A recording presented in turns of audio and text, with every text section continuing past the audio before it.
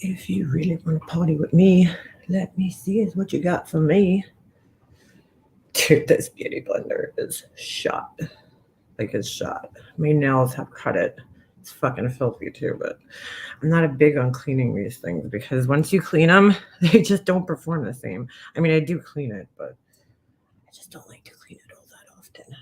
I look like hell right now because I woke up last night and whew, my allergies were they were out of control. I feel like this camera is like so close to me. It's like extreme close up. We don't like those.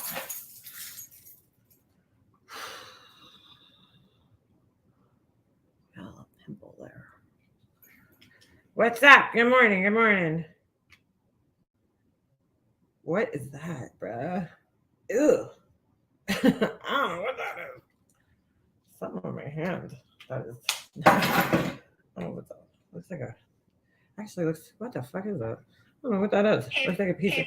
Wow, that was weird. That was weird. Good morning. Oh my god, dude, my eyes are so swollen right now. I don't know what happened. I take allergy medicine every night before I go to bed because I'm like extremely allergic to dust mites. Look, I made a little beauty blender holder. I use one of my little cement things. Makes a good beauty blender holder. So I go to bed last night and I always take my allergy medicine like every night because I got bad allergies. I'm really allergic to dust mites. And I woke up this morning and I couldn't even breathe. Oh, I can't find my coffee. Hold on a second. Where did I put my coffee? Oh, I see it. I bought coffee. I gotta drink more water, dude. I stopped at 7-Eleven this morning on the way to drive Jesse to camp. And I had to get water because I was like, dude, I think I'm like dehydrated. This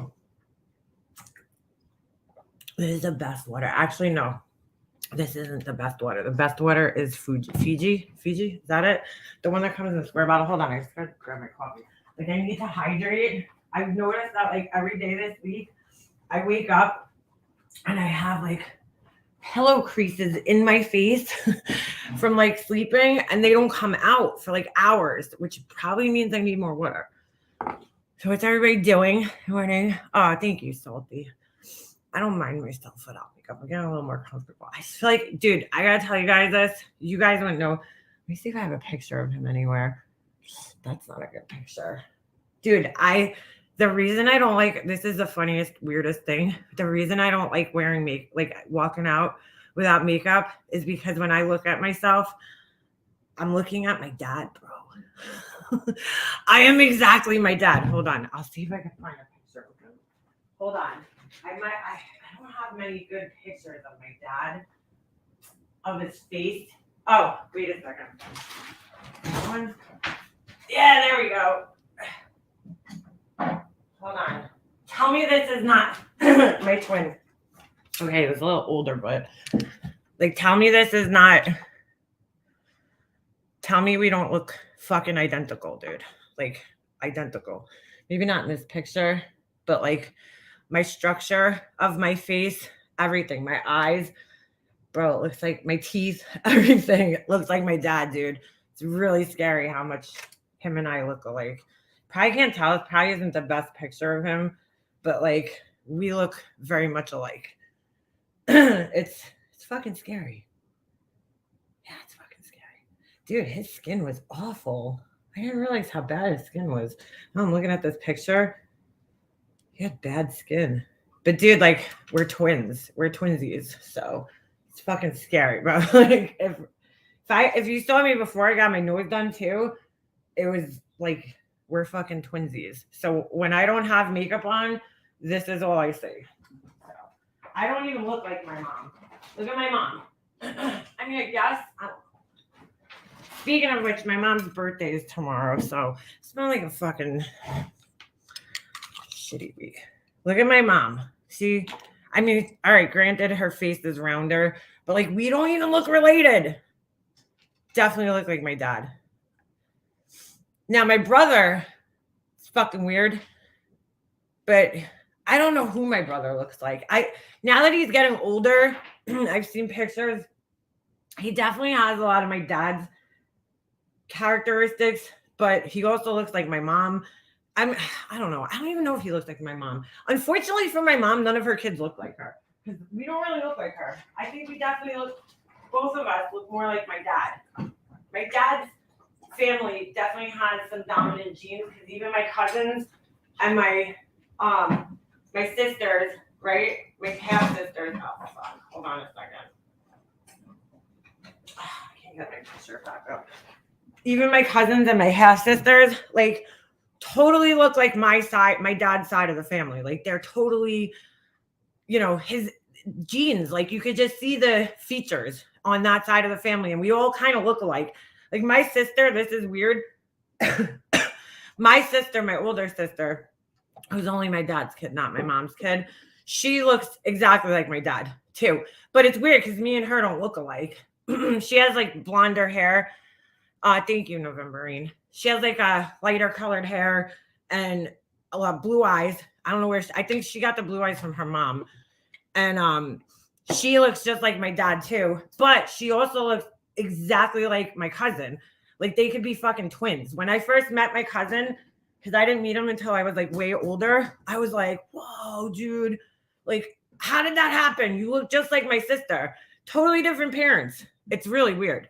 But they do. They look a lot more alike than she looks like me, which is weird because biologically, her and I are sisters. We're siblings, but we don't look alike at all. And then my oldest sister, she has a lot of my dad's features, but she also really looks like her mom. She's probably, out of all the siblings, she looks the most like her mother. Like, I don't feel like my brother necessarily. Well, my brother looks like my mom's side of the family. I guess it's kind of hard to tell when it's a guy versus a girl.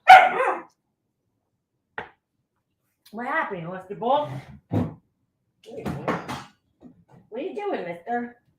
There's none over there. What are you barking at? Where's your treat? Go eat your dinner. I mean, your breakfast. What? What? You hear that little bark? So cute, right? One day it's going to be like, roar, roar, roar. But yeah, it's just weird how genetics work because I definitely look like my dad. Yeah, my mom looks so pretty in that picture. She used to hate every picture of her, but yeah, so I didn't even realize. I knew her birthday was coming up this month. It's tomorrow, right? Today's Friday. Yeah. So I'm looking at my calendar if you're wondering what I'm looking at. And I'm like, oh my God. I'm like, I can't believe it. It came quick because, it's at the end of July. It just sucks. I'm like, another year without her, fucking blows. You come up, say, hey, Adam, how you doing? My son and goddaughter, my twins. Your granddaughter, Life Rewinded, is so cute. Dude, I don't say this very often. And trust me, I think babies are adorable. Her granddaughter, fucking looks like a Gerber baby. Like, she's just so perfect and cute. I love her. She's adorable. So get this. I was using my Fenty foundation yesterday. It won't fucking squirt out. The thing's broken. I tried everything. I tried cleaning it out with a pin. I tried, what do you call it? I don't know. I tried everything. So I just eventually had to open the cap. So if you own this and you can't get it out, it looks like the cap won't open, but it will. Just have to give it a good twist. I'm so mad because I don't know. I haven't used this one in a while. It's like a year old. It might be even 2 years old.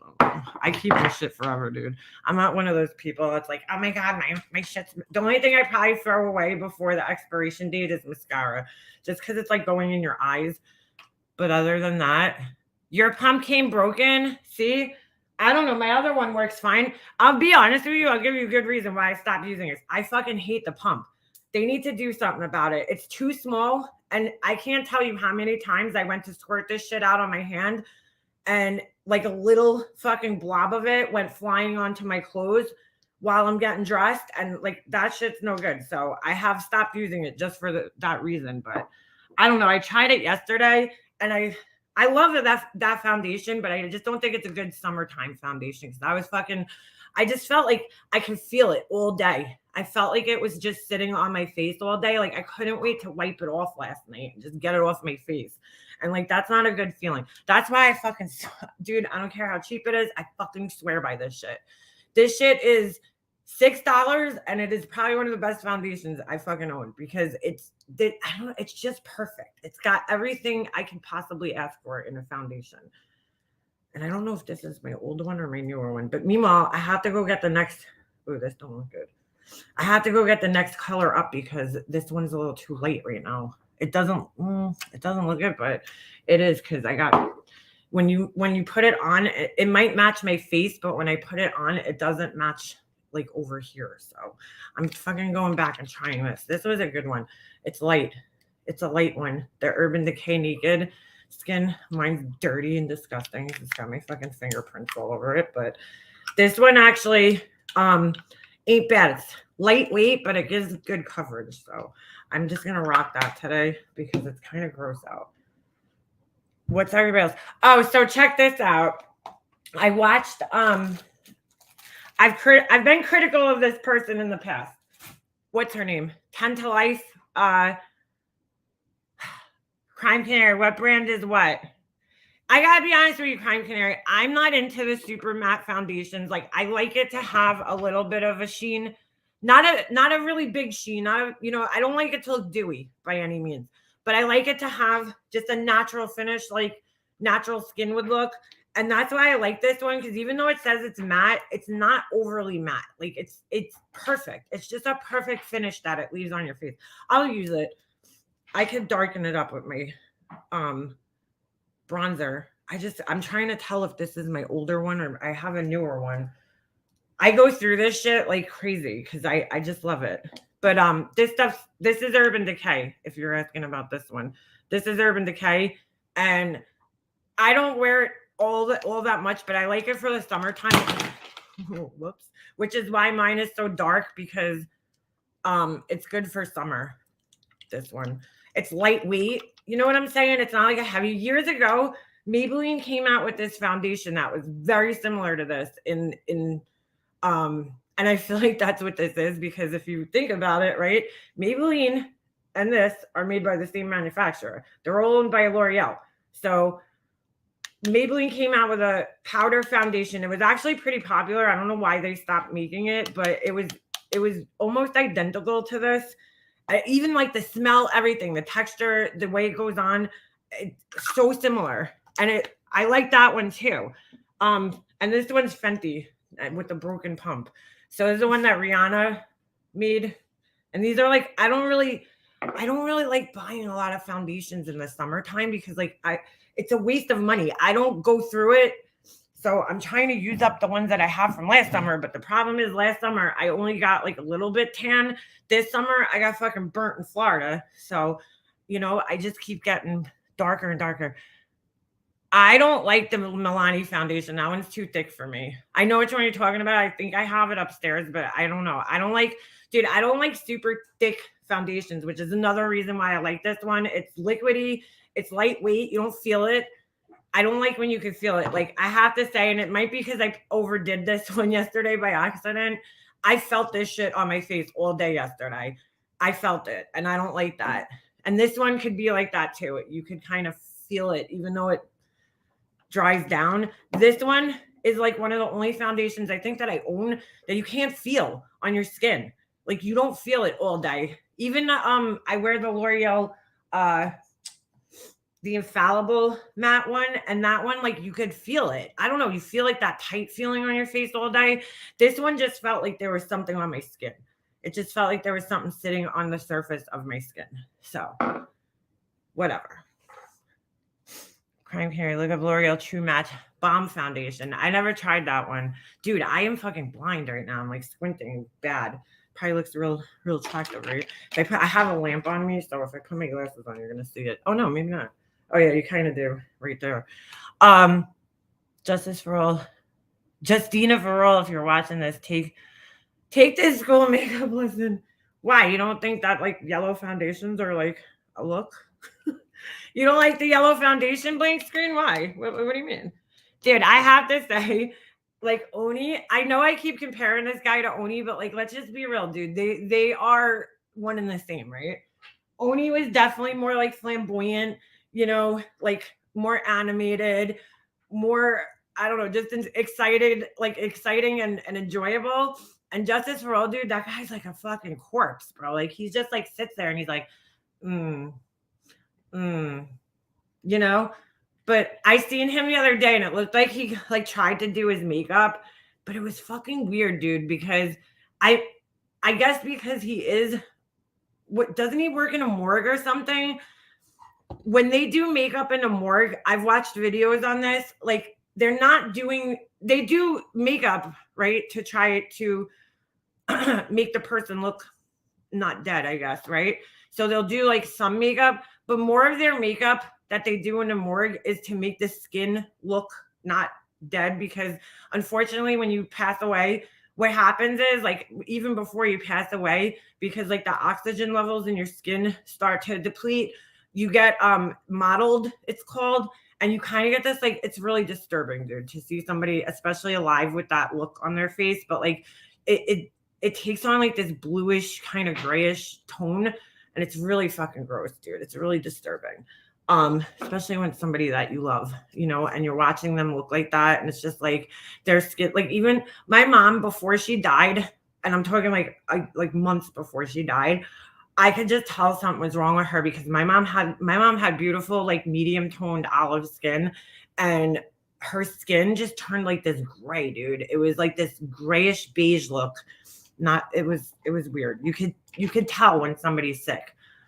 So anyway, I think when he does his makeup, he like his skill set is for making people not look dead. So he kind of like I don't know, it was really weird the way he did his makeup the other day. Like his lips were super pink looking, but like almost like he almost looked doll-like. Like he had like really pink blush on, and then he's so pale. He's like super pale. I think he hurt us all on the yellow thing because I've noticed that his foundation hasn't been as yellow. So I think he kind of hurt us. Because here's another thing people don't realize about foundation, and this will happen especially on camera. If it has an SPF in it, like I don't know if this one does, but some of them do.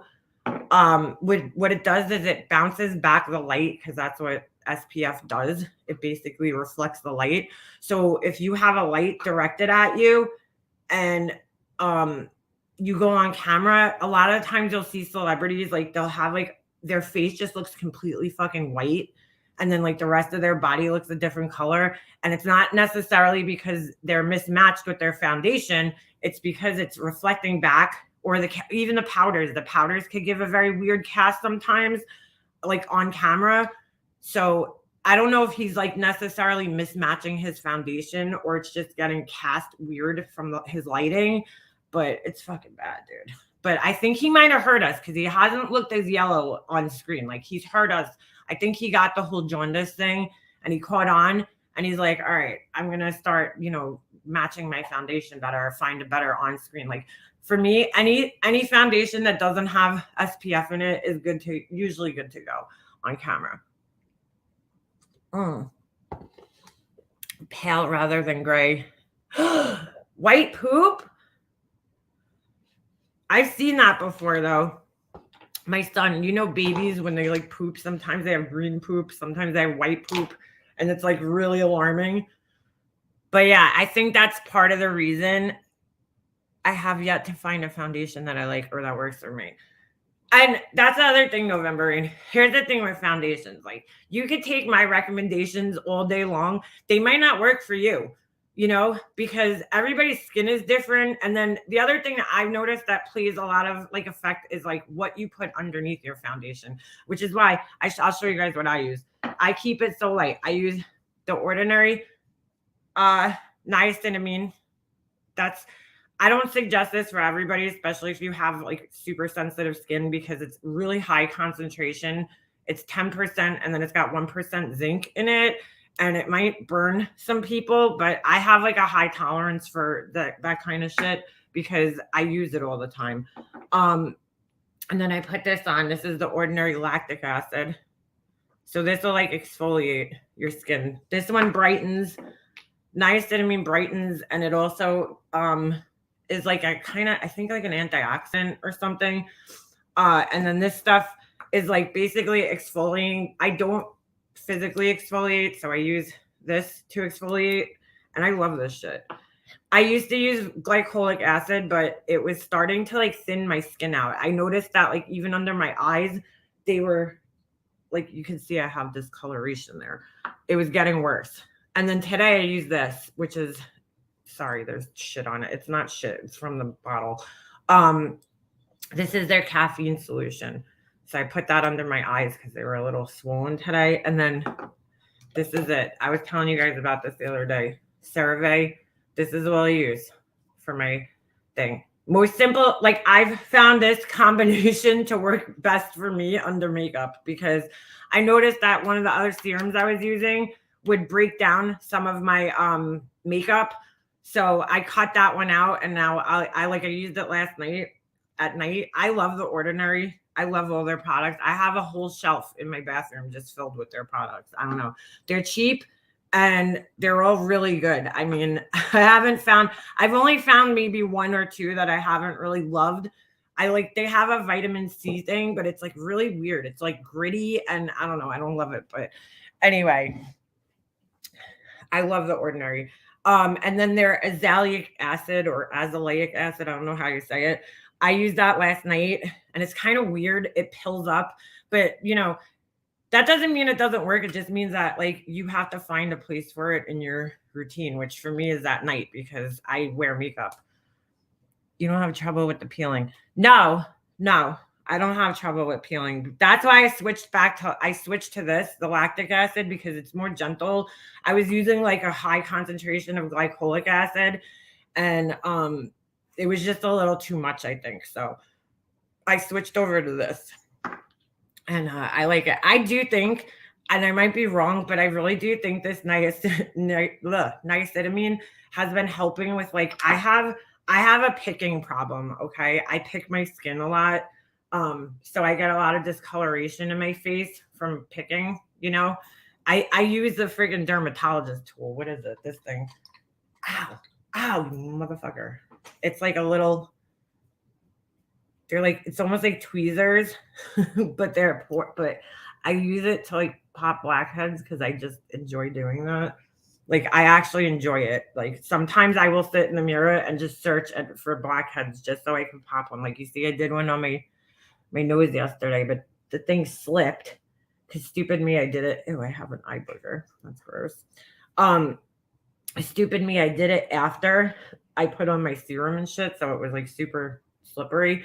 But so I get a lot of discoloration from doing that. I don't suggest doing that because you could really fuck your skin up. But anyway, so I personally feel I have the BHA peeling solution. I just hate when that stuff gets in your mouth. Oh my God, it tastes so bad.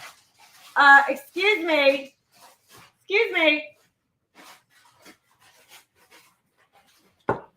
Where did you even get this from? What do you have? Here. Get off there. Where did you get this? I don't know where you got this from. Sorry. What are you doing, you bad boy? What are you doing? It's so bad. I don't know where he gets this shit from. He just had like wax paper. So yeah, but I love those tools. These things are fun, but they're also dangerous. You can really fuck your face up. So anyway, this morning, I'm watching 10 to Life, and I've been critical of her before. I've been critical of her, some of her videos. Because sometimes I feel like she's just like, I don't know. Sometimes I feel like she's puts a little too much of her own opinion in things. And like, I don't know. And she gets some facts wrong sometimes. Like I was listening to her video about something. I don't know if it was like the laundry case or something. And I was like, girl, you got some facts wrong there. You got some facts wrong. But I listened to her video. She did a video this morning of Dre McRae. And it was actually pretty good.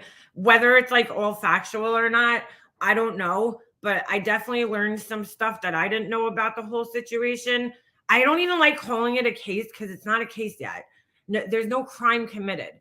I know that I saw a clip yesterday and Molly Golightly, of course, I doubt it was her personally. It was probably like one of her fucking people, one of her patrons or something. but they did like a records request. They did I guess they filed a FOIL for something, a FOIA, whatever you call it. Here it's a FOIL, so that's why I said that. So they did a FOIA request for some type of records, right? And they got denied. And in the denial letter, it said something about there being a ongoing investigation into the whole situation. But that doesn't necessarily mean it's like a murder or attempted murder investigation. It just means that when somebody commits suicide, they're going to investigate it, dude. You know? So I don't know. I don't know what's going on there, but I definitely learned some things from her video that I wasn't, aware of. Like, I heard the stories about her obviously giving the kids, giving her husband, things that she really shouldn't have been giving him, and possibly being the reason that he's having like all these seizures, which is like really fucked up. I'm definitely thinking that there's a little bit of Munchausen proxy or Munchausen by proxy going on over there. She's crazy, dude. Like, there's no question. But whether she like tried to kill him or not, I don't feel comfortable saying until there's more information out. You know what I'm saying? Like, here's the thing, all right?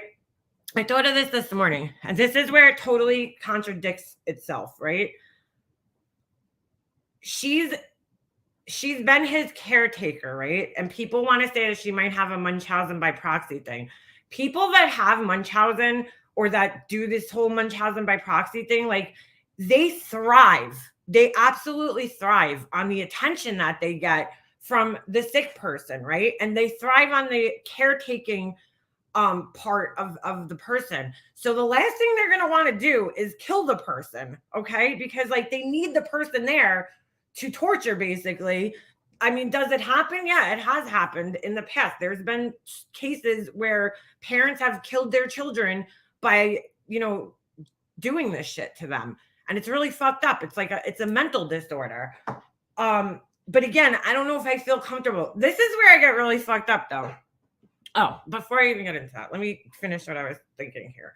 So like, her want and need to care for this guy and keep him around, this is what I don't understand. But I guess it does happen in some murder cases, but it's like, it could be like a if I can't have you, no one can type of situation. But like, she seems to really want to keep him around, at all costs. That's what I got from this whole video, is that like, she wants him there. Like, she has refused giving him money and refused helping him to get away from her, to get help. And that'll happen a lot of times in abusive relationships. Happened in my brother's relationship. My brother at one point in time decided to go, and this is his words, okay, decided to go see somebody to figure out what was going on in his situation and how to deal with his wife, because she would have these crazy, kind of fucking outbursts, right? So he went to go see a therapist, right? Well, stupid him, first mistake he made was seeing a female therapist. And she flipped out because he went to go see a female therapist. These are things that make me personally feel like he's in a toxic, controlling relationship, because like, I went to go see a therapist before Jesse was born to go get diagnosed or to see if I had something wrong with me, because I have a lot of trouble with organizing. I lose things constantly, have a lot of symptoms of ADHD. So I wanted to go get evaluated because I felt like it was going to help me out in the long run. It's hard for me as a person, just as an individual, to look after myself.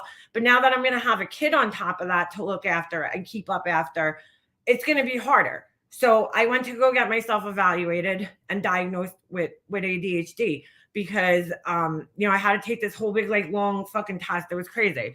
But sure enough, I have it, and like, my whole life now makes sense, all these things that I struggled with. But that's beside the point. Needless to say, I went and saw a male therapist, Did my husband care? No, he didn't give a shit, But my brother, when he went to go seek out help, he found a female therapist. His wife got fucking pissed off at him. And then the other mistake that he made was that when she asked what they discussed with the therapist, he basically was like, well, that's kind of like between me and the therapist. And she fucking lost her shit. And that to me was a huge fucking red flag. I mean, she lost her shit. This is why I call her Satan, because from that day, he came over my house and she was freaking out and fucking telling him she was going to like destroy his shit, all over him going to seek out help to better himself. And a supportive spouse should want you to do things like that. They should support you going out to seek help to become a better person. So in this case where she's, you know, not allowing him to like seek outside help, it's because the reason why they do this is because they don't want really anybody blowing their spot up and like saying, hey, listen, the way you're being treated, it's not right. You know, they know that a lot of the things that they do are crazy and that they're not right. And that, you know, so when a therapist comes into the situation, that's a lot of times while they'll try to, and this is what my brother's wife did. She was like, we'll go to therapy together. You know, why? So that she could control it. You know, she could pick it. She picked the therapist out. Okay. So she picked a male therapist because a lot of females think that it's a lot more easy to manipulate men than it is women, which, you know, probably is true. Excuse me. Hold on a second. Where did you get that? Did you just like chew on your toys? Thanks. Thank you. Little punk. Come on. So, you know what I'm saying? So, here, I got something for you. Come here. Come here, buddy. Ow! Wait, you didn't finish your treat. Look. Oh, look what I have. What's this? What's this? So anyway, that's very common for that to happen. And I feel like that's what she was doing, she was trying to prevent him from seeking outside help. Forgot where I was going with this whole thing. But, so she really seems to want to keep him, you know, like isolated in her little world. And so then you start thinking to yourself, well, like, if that's the case, right? And this girl is going to such extremes to keep this guy in her life, right? That she won't let him leave. She won't let him do this. Why would she kill him? Why would she try to kill him? You know, but I mean, it does happen, you know, in abusive relationships. That's what they say is the most dangerous time in an abusive relationship is when you try to actually leave the relationship. That's usually when shit does go wrong. So, you know, I know they had an argument that morning, or so it's, you know, so they said that they had an argument that morning. Again, we're only hearing her side of the story, so we really don't know exactly how everything went down. Yeah, she probably was scared that she was losing control. But here's the thing. He didn't really try to leave. He just separated himself and went outside, which according to this video that I watched this morning, he was like sleeping outside for like a while in this shed, apparently. So they say. I don't know how true that is, but like, I don't know. So there's part of you that's like, she's doing everything she can to keep this guy in her life. Why would she try to all of a sudden kill him? You know, because it doesn't seem like that morning he was trying to leave. It doesn't seem like that. It seems like he just wanted some space, which could also piss off a fucking controlling partner. But, you know, the thing that bothers me, all right, so this is the other thing that bothers me. When the whole Chris Watts case was going on, people like Molly Golightly, okay, she doxed the fuck out of Plunder because Plunder was taking Shanann's videos and putting them on YouTube. You know, and then people were really scrutinizing Shanann's video, myself included. I went on her Facebook page. I never wrote on there because I think that's so disrespectful, but I did go on her Facebook page and I did look into, you know, the videos. And to me, I saw a lot of toxic behavior from her towards her husband. And like, if people don't agree with that, I don't know what to tell you. I'm sorry. But I think that their relationship was extremely unbalanced and unhealthy. Now, that's not to say, again, I always have to preface this by saying that, you know, you're killing me, Smalls. Where did you just get this sneaker? How'd you get this? Why is this sneaker over here? Okay. No, come on, play with your toys. No. We're not playing with that. Get this out of here. Oh my God. Like finding everything that I have hidden. Play with that. So, I mean, you know, people got like crazy about it, but like, this is not to say that she deserved what happened to her or that any of this should have happened. It's just to say that like, it could have played some factor in things, you know, whether you like that or not. I'm sorry, but like in my head, I do feel like the way that she treated her husband definitely played a role in his fucking demented thinking. You know, at the end of the day, he should have just left and got a divorce like a real man. But oh, look at that fucking flab. Whew. I just seen my arm like shaking in there. I was like, oh God, that's scary. But you know what I'm saying? Like, I did see a lot of the same unhealthy, toxic type of controlling behavior. And it was backed up by a lot of her friends. Not that they called her toxic, but they definitely said that she was the controlling one. She wore the pants. They would say it in a very nice way, but basically what the friends were saying that was that she was very controlling of Chris. She wore the pants in the relationship. She's the one who pretty much controlled all the finances, you know, and who knows, he could have been in a very similar spot that had he tried leaving, she would have, you know, maybe made it really difficult for him. That doesn't mean that you kill your wife. That just means that, you know, it just could have been difficult for him. And obviously he's a piece of shit who couldn't handle it, you know, so he chose to do what he did. But I just find it funny that these same people that were like advocating so hard for her and were so against people looking at her videos because she ended up being the victim are now doing the same exact fucking thing to this woman, you know, that they don't even fucking know. They're like scrutinizing every fucking video that she's made and every word that she said. And while there is very disturbing shit in there as well, I agree 100%. Like, I'm not saying that these people are wrong. This woman's fucking out of her mind. I mean, in the video I watched this morning, she's literally taking spoonfuls of that fucking kratom shit and just like, you know, shoving it in her mouth. And then here was another aspect that I personally really didn't know and wasn't, you know, aware of. And again, don't know if this is true. But you know, I wanna give Annie Elise or 10 to Life the respect of like thinking that everything she puts out is factual, but I have caught her sometimes not putting out factual shit, or just having things a little bit wrong. So, you know, it is what it is.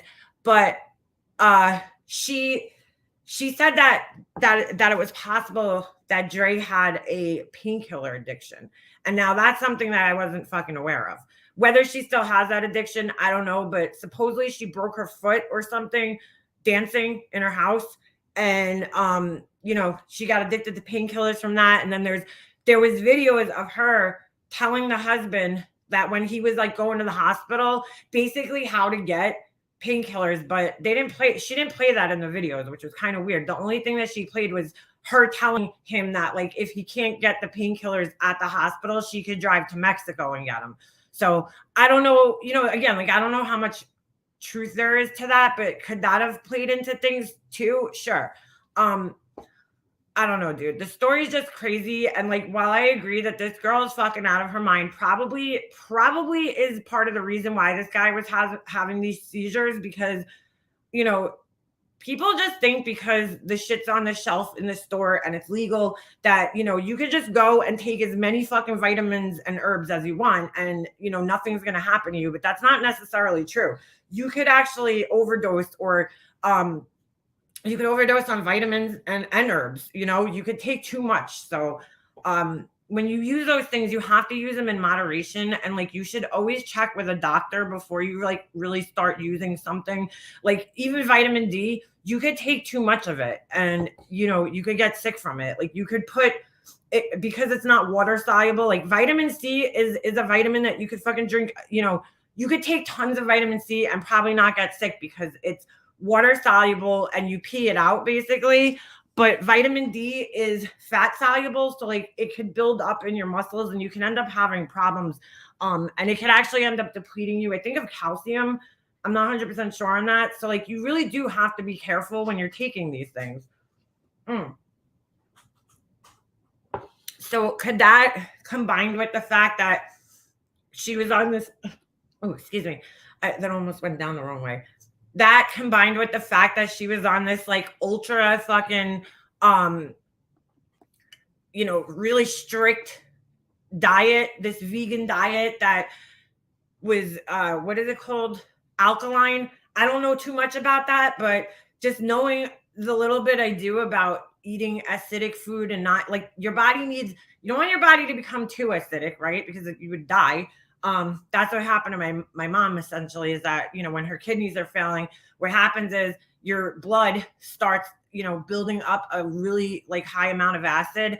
I forget the name of it, but you know, it's really not good for you. So I don't know. I really don't know. I don't know. I can't say right now because I personally don't feel like I have enough information to like just say, yeah, she's a killer. She's a killer. But do I think a lot of people are complaining about this police report? And I looked at it. And to me personally, like I've seen a lot of police reports because I follow true crime and I've looked at documents and shit. And for an initial report, I don't see anything wrong with the report. Like to me, it looks like a fucking normal police report. You know, the responding officer, their responsibility is to observe the scene and write down what they observed, which is what they did, right? And take statements from the witnesses, which is also what they did. Now, there's probably other statements there. There's the children's statements, right? And then here's the other thing that everybody's forgetting in this whole situation. The cop had a body cam on. So his report might not be as detailed knowing that he had a body cam on. Like it really just depends on the police officer how detailed the report is going to be. Some cops are really detailed and some cops aren't. Like this specific one wasn't overly detailed, but it described the scene and that's really all that they have to do. Anything further than that is going to, you know, be up to any investigators or anything, you know, anything else that goes on. The initial reports are probably the most important ones in the investigation, but you know, they're not always all that detailed, unfortunately. Like that's just how it goes. I've had police reports myself from accidents, you know, and things that I've had happen. And, you know, some of them are detailed and some of them aren't. Like I've never had anything like that happen, but I'm just saying like from an accident or police showing up at my house at fucking 2 a.m. You know what I'm saying? Different police reports, and some cops are more detailed than others, and that's just how it is. I have GERD. Girl, I have bad GERD myself. The more I'm reading about things, the more I'm thinking I need to just eliminate dairy from my life, which is going to be really fucking hard. It's not impossible. I try to drink alkaline water, but I watched this thing and you guys would be shocked to know that some of the most alkaline water you could get is out of your fucking sink. Yeah. I've watched these things where people test the pH in the water, and I've actually tested my own because I had a pH test from my pool, and my sink actually has like super alkaline water coming out of it, which means my fridge does too. So I really don't drink bottled water all that much when I'm home, but today I just bought it. But when I do buy, I try to buy like alkaline water. Not that it fucking helps, but I don't know if that I don't know if that really helps though. How much is the whole reason people go on these alkaline diets is because that they say that cancer thrives in acidic environments. Like when you eat sugar, they say that just like feeds cancer. It just feeds cancer. So that's why a lot of people, you know, as of late have been like cutting out a lot of sugar, a lot of acidic things, you know, because that's there. You're like basically creating an environment for cancer. This is just a dangerous trend that I see going all over, not just on this case, but I've seen in a lot of places, even in my real life, is that, you know, people are starting to take these like vitamins and these supplements or whatever, and they think that it's like a replacement for the doctor. And that's just not the case, dude. You know, while I'm not a huge fan of big pharma, you know, I feel like we do get kind of pushed into taking certain drugs from our doctors because our doctors are being paid off by the drug companies. You know, I can't tell you guys how many times I've been in the doctor and you see these fucking people coming in with their fucking little briefcases, and they're all from the pharmacies. They're all from the drug companies. They're coming in to sell the doctor on a certain brand of medication to pump out. And so I don't believe that, you know, I hate doctors. I'll just be quite honest with you. I don't trust doctors, but I know that they're necessary, especially in situations like that. Like, you cannot try to treat a serious condition at home yourself. If you want to treat a cold at home with some herbal remedies and shit, go for it. That's fine, because a cold never killed anybody. But don't be trying to fucking, cure seizures at your house with fucking herbs. Like, that's insane to me. She's given him Ativan, and that was another thing that was said. She was giving him Ativan and Xanax for seizures. That's not seizure medication. Ativan, I think both Ativan and Xanax are, I know my mom was on Ativan. I forget exactly what it does because it's been fucking 6 years now, almost. But Ativan is kind of like another Xanax. Like, it kind of calms you down. So I don't know why she was giving that to him for seizures, because that's not really it's not really for seizures, as far as I know. I'm trying to think. Hold on, I'm gonna look up Ativan right now because I forgot exactly what Ativan was, but I know my mom was on it towards like the end of her life. Ativan.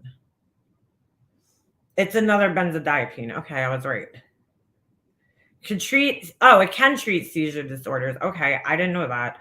It can treat seizure disorders such as epilepsy. It could also be used before surgery. It is an anxiety thing. Check this out. Controlled substance can cause paranoid or suicidal ideation and impair memory, judgment, and coordination. Combining with other substances, particularly alcohol, can slow breathing and possibly lead to death. Ooh. Wow. I know that that's the same when it comes to what do you call it? When it comes to Xanax too, That's fucking scary, dude. So it is used for seizures. Okay. I didn't know that.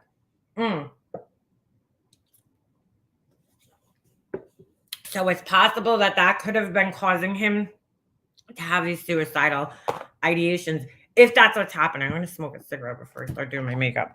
So that's fucking scary, dude. If it was prescribed to him, then like, fine. You know what I'm saying? If he was prescribed Ativan and she was giving it to him, there's nothing wrong with that. But if he was suicidal, right, prior to this, and then started taking it, or if he started taking it and then became that way, they should have talked to his doctor to see, because there's other medications that they could have switched him to. That is fucking scary though, dude. That is scary. They put my mom on Ativan the last month because she was having these like horrible, horrible panic attacks, dude. I mean, she would call me up in the middle of the night and she'd be like, I can't breathe. And like, I can't even, I just thinking about it makes me want to fucking cry. I just can't even imagine, being alone in a hospital and feeling like that. She would call me up and be like, I can't breathe. I think I'm going to die. I mean, she kept fucking telling me, dude, like, and it was just, looking back, it's just the saddest thing to know that she had to fucking feel that way. Like, she was really, really fucking panicked, which is like, that's a part of my family why I get so fucking mad at them. Because like, here's my mom having these fucking horrible, horrible, horrible panic attacks. Okay. I mean, I was lucky because one of my friends was a nurse down at the hospital. So she was like a fucking guardian angel. I swear to God. She would come down and check on my mom. And when my mom was having those panic attacks, she was like the only one there that could calm her down. And it was always at night, most of the time. So I was home like late at night, she would wake up and she'd just fucking have these horrible panic attacks. So my friend really, God, thank you, for her being there, helped calm her down. But she was also having them during, the day. Like sometimes she would wake up in the morning and have them and shit. So, it was scary, dude. My husband witnessed one of them and he said, dude, that was like the scariest fucking thing I've ever seen in my life. Your mom was like freaking the fuck out, like fucking couldn't breathe. She was kicking the bed, really fucking panicked. And so that's why I was getting so mad at my brother, because every time he came to see her, all he would do was fucking, like, think about this, okay? You're already having these severe panic attacks because you think you're dying, right? And you're terrified to die. terrified to fucking die. And then you have some fucking asshole coming into your hospital room every fucking time they come. They're like, hey, could we talk about your will and your wishes and, you know, all these things? Like, what do you think was causing her to feel that way? You know, we didn't find out she was dying until like a week before she died. You know, so that last month, I knew what I was seeing, but like, I knew what I was seeing. I knew what was going on. I knew everything made sense to me with the panic attacks, the whole thing, because those are all the signs, you know, the withdrawing, just all the signs were there. You know, I watched my dad go through it. But what the only thing that was different between my mom and my dad was that my dad wasn't having these panic attacks. And that dude, nobody wants to die panicking. You know what I'm saying? Like that, like that's just so horrible to know that somebody was feeling that she was feeling like that, you know, that she was just so terrified of dying. And like I had talks with her about it, you know, maybe people don't fucking realize this in my family, but like I would sit on the phone with her because I'd have to calm her down, you know, if I wasn't there and be like, Mom, you're not dying. Calm down. Calm down. You know, you're not gonna die. Like I didn't want, dude, you know, even if I had to lie to her, I didn't want her panicked. You know, I just wanted her to be calm. Maybe it was wrong of me. I don't know. You know, I don't know if it was wrong to lie to her. I mean, I didn't know though. I wasn't really lying because I really didn't know. I didn't know. I knew what I was seeing, but I didn't know for 100% sure. Nobody knows, you know, not even a doctor. But it's like my brother coming in there and fucking constantly harassing her about like healthcare proxy and you know what are you going to do if you die and bills, you know what I'm saying? Like that's all he wanted to talk about when he was there. So it would be like I would get her fucking calmed down about all that shit and then he would come in and fuck it all up by asking her again. You know? I mean there were times I had to get out of my bed in the middle of the fucking night and go there because she was fucking scared. And it's like just like I don't know. I guess my family don't understand that. If you'd ever had anxiety in your life, then like a panic attack, like a real deal panic attack, then you probably, you know, it might be a little harder to understand. But like I've dealt with anxiety my whole entire life.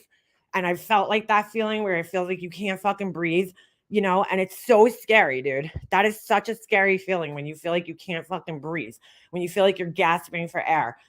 So, you know, maybe for me, I had a little bit more empathy for this situation because I've been through it before. But God, was that terrible to fucking watch, dude. God, was that terrible. I'm sure she never wanted to leave you. And Jesse, she had more to get done. Yeah, she wasn't ready to go, Angela. She wasn't. She really wasn't. Like mentally, my dad, that was like a huge difference. When my dad passed away, my dad was ready, dude. Like he was ready to go. My dad was ready to die his whole life, I think. He just he talked about dying a lot. My dad, he talked about like he wasn't scared of it. I think at the end he got a little scared, but then like I don't know, something came over him and he just accepted it and he was like I'm dying and he sat us down and he had talks with each one of us and he was like, you know, I'm done. I don't want to be here anymore, you know? And as hard as that was to like accept to hear somebody say that, I have so much respect for him.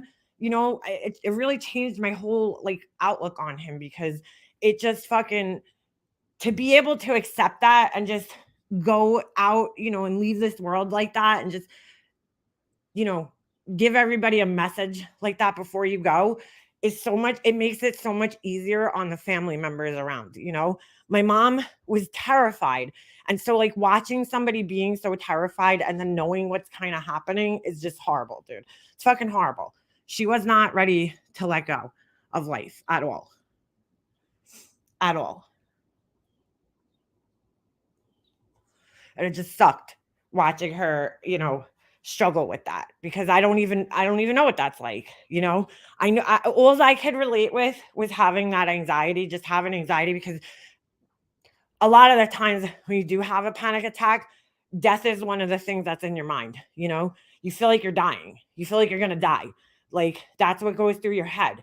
You're like, am I dying? Am I having a heart attack? Am I having an aneurysm? Like at least for me, you know. So for her to be as sick as she was and have those panic attacks. They were probably like 10 times that feeling of doom was probably 10 times stronger than it was, for a normal person.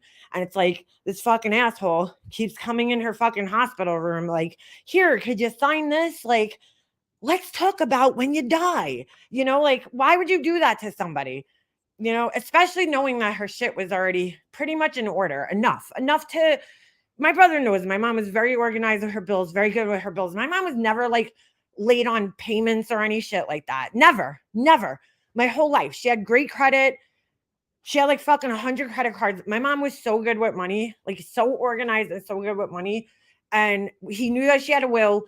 And that's all it should have just been left at. There was no reason to harass her about things. My parents had talked to us several times over the years, that when they die, everything is 50-50. And that's really all we needed to know, like that's all you needed to know. So there was no need for him to be in there harassing her the way that he was. And I know my brother, like he on his own, right? If his wife wasn't in the picture, do I think he would have done that? No, my brother would have trusted that I knew what I was doing because I was so close with my mom. And he would have just trusted the process. You know what I'm saying? Like he wouldn't have been in there annoying her like that and stressing her out more. So, that's why I do put the blame on his wife, because I do think a lot of it was her pressuring him to pressure her. And why you would want to do that to somebody who's already in a panicked state, I don't know. You have to be fucking evil. You just have to be evil to do that to somebody. Like, I fucking hate the way that she left this world. I hate that. I hate it. I suffer with anxiety. Had 2 panic attacks when I was younger. That was bad. Numbness on one side of my face, my tongue and my vision went blurry in one eye. Dude, that is scary, Ash. That is fucking scary. Scary shit. I'm almost done with your series. I can't believe I hadn't watched it. Yeah, Lacey, it's crazy. I really need to finish it up. I kind of finished the story in a live, but not with all the detail, I think we all know who was really talking, even if it came from your brother's mouth. Yeah, that's what I'm saying, Kate. Like, he was being pushed. Like, when you just, your siblings. Like, I grew up with my brother my whole life, right? I know his personality. I know, like, what he does and doesn't do.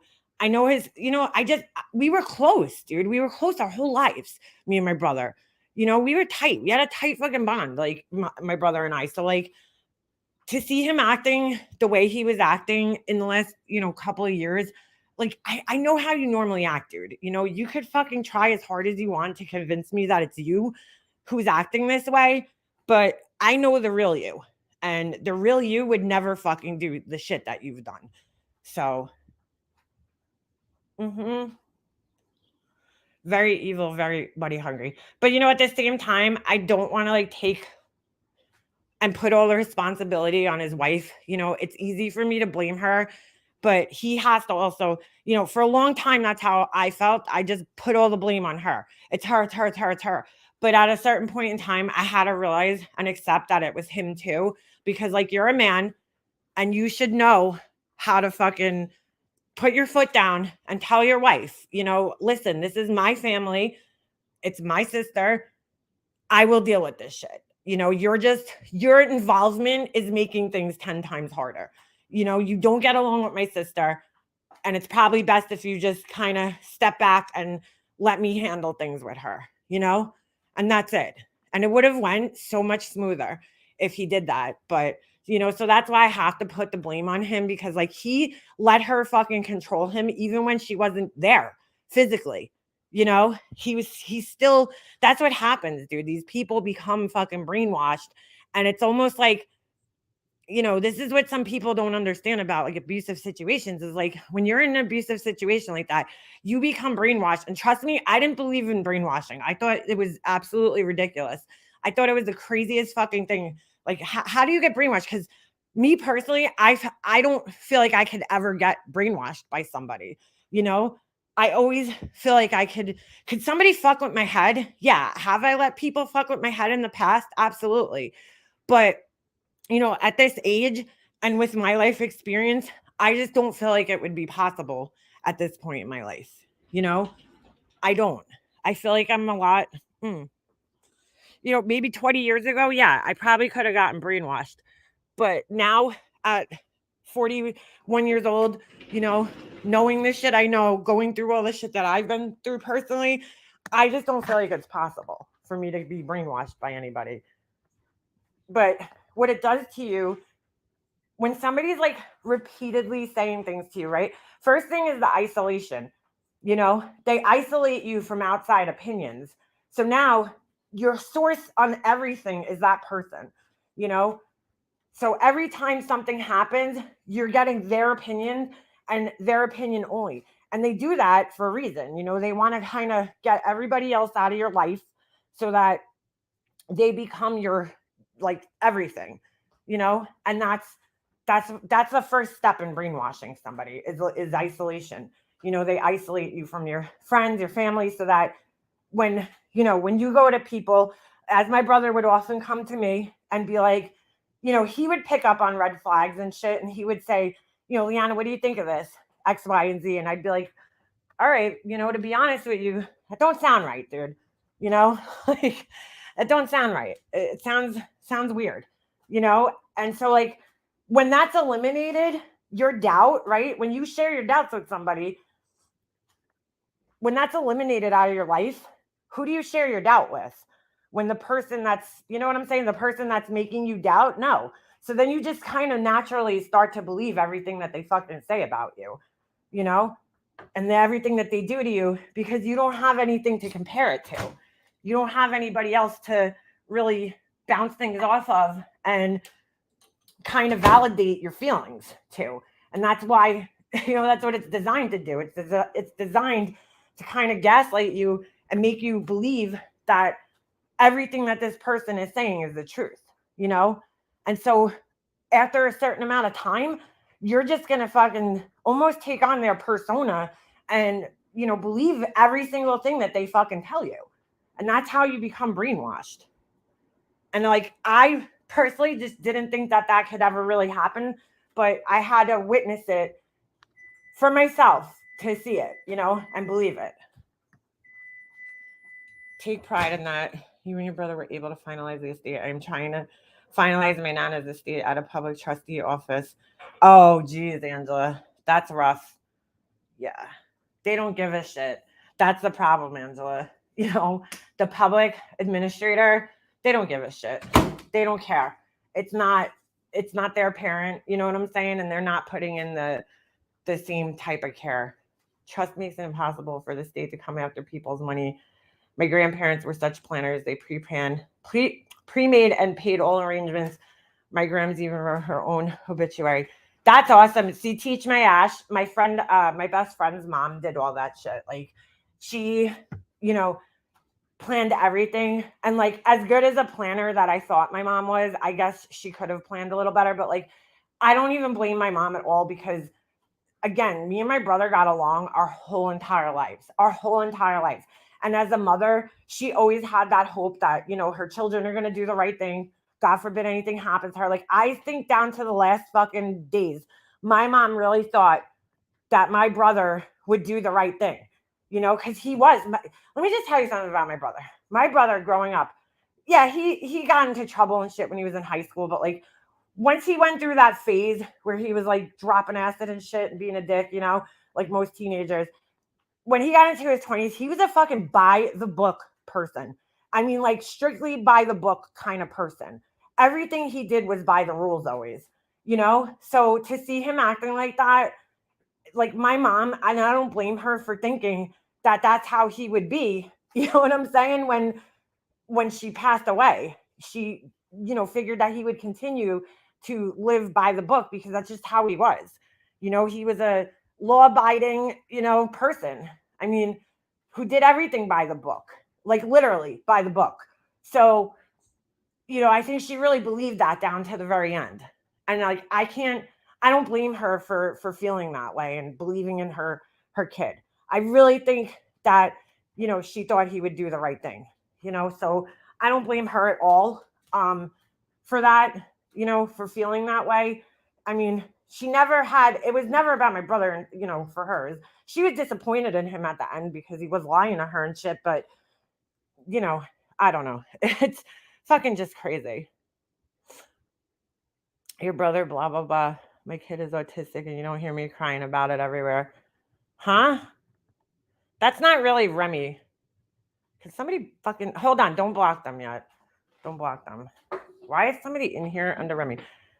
You don't hear me crying about it. Shut the fuck up, you asshole. The content here has changed, and I want Mia Monster to make the content I miss and want. Well, you know what, Remy, fake Remy, you could go back and watch my old videos if you're so worried about that. How has my content changed? It's actually same shit that I talked about for years. Hold on a second. Don't block that person because I don't know if there's any mods in the chat. Hold on a second. What the fuck?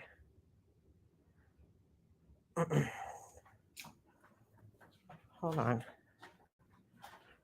The power of the pootie, yeah. It's strong, dude. It is strong. So, I mean, you know, this girl, this Drea girl, she could have the same kind of power over her husband, and I don't doubt that for a second, you know. But again, I don't know. I just feel like people need to wait and see what happens here. Hold on a second. You know, they need to wait and see what's going to happen when more information comes out, how things are going to go down. All right. Now we can block that asshole. Bye, Remy. Why does it say message retracted?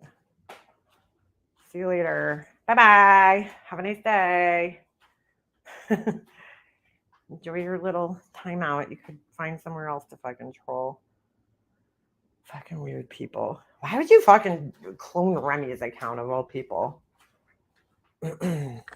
Anyway, for the record, myself and others have been begging for updates and have said how much the grief series has meant to us. The updates, Kate, is basically I still don't talk to my brother. You know, I was thinking yesterday, like, you know, because I looked at my calendar and I realized my mom's birthday was on Saturday, and I'm like, I definitely am in a way better place than I was, you know, even like looking back at some of my videos on here. I like when I started going live and stuff, I was still like pretty deep in my grief and shit. Like, what was that in 2018? So my mom had been fucking only gone for, you know, not even a full like 2 years at that point. And I could definitely see, you know, the difference in myself.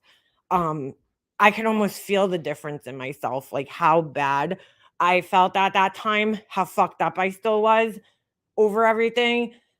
And I've definitely personally, the healing has been tremendous in the last couple of years. And like, you know, I've talked about this obviously recently, but like, I just feel so much better.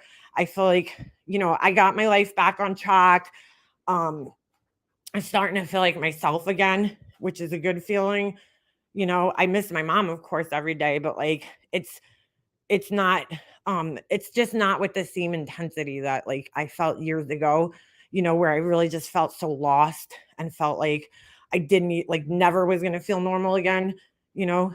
But as far as like my relationships with my family and shit goes, nothing's changed. And I don't want it to change, you know. I'm okay with the way that everything is. Like, I've accepted it.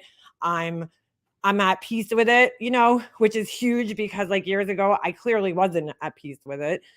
I don't know if I'll ever fully make peace with it because of course it's always gonna hurt, but I'm at peace with it in the sense that like I kind of just accepted it and I just have to like move on with my life and like not worry about it anymore. You know, like in my day-to-day life, I really don't think about it, you know, like I used to. It fucking consumed the shit out of me years ago. But now I really don't think about it. The real Remy is over in the scoop with Barb's chat. Who's Barb? Who would take the time out to make a Remy account, dude? Like, of all people.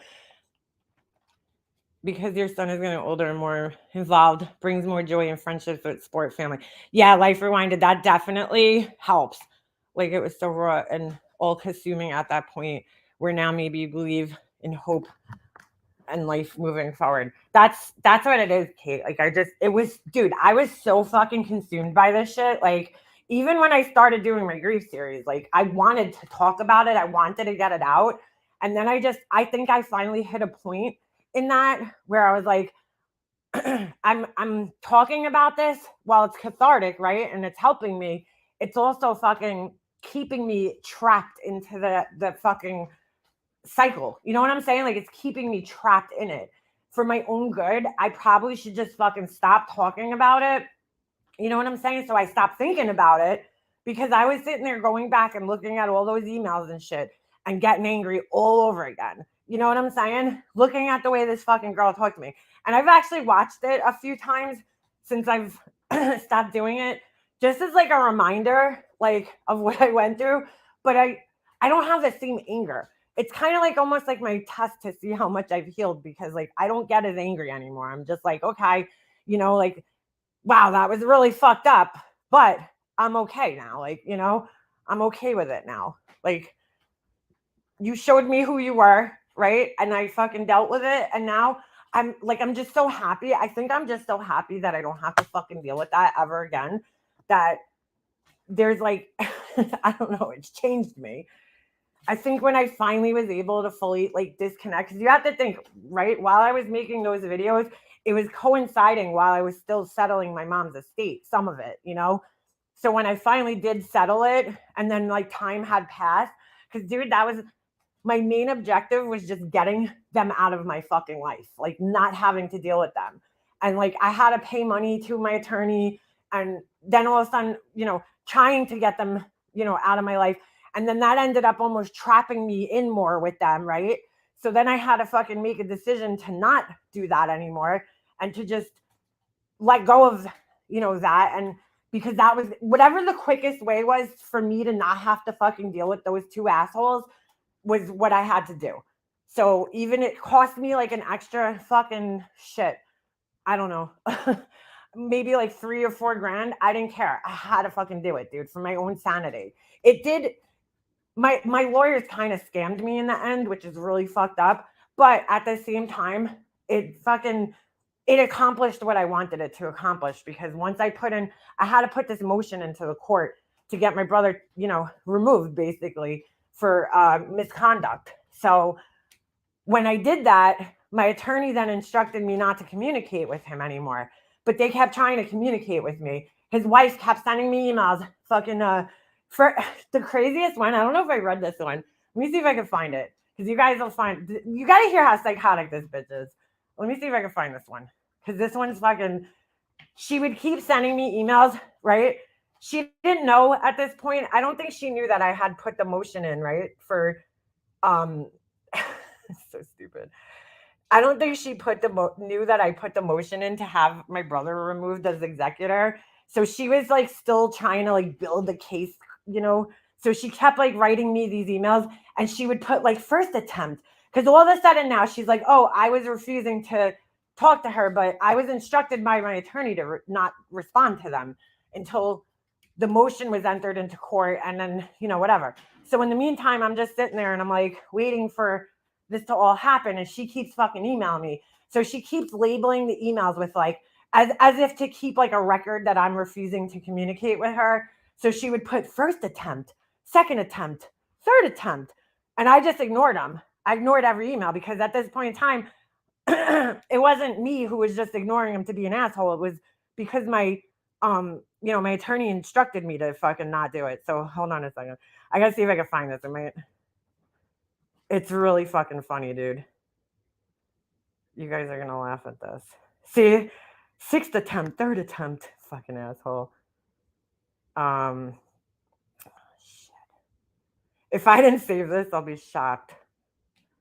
She kept just like trying to like, you know, hit me up with like random fucking emails to try to see if, oh, here it is. It was, I'll never forget the day I got it because I was at the fucking, well, I was at what I thought was the IMATs with my cousin. Oh, no. Okay. So they had gotten they had gotten my citation at this point in time. Okay, so she writes to me. So now she was trying to like, I don't know what the fuck she was trying to do, to be quite honest with you. I guess she was trying to show that I was refusing to communicate with her, but at this point it was just stupid, because any good attorney would tell you, you know what I'm saying, and the court would understand that you shouldn't, communicate, because if you're making a motion in the court against somebody, you don't want to fuck that up by communicating with them. You know what I'm saying? So, all right. So they write, Leanna, on Monday, I got served with a citation saying that you were petitioning to have me removed as executor. I was really taken by surprise, as the estate is pretty much done.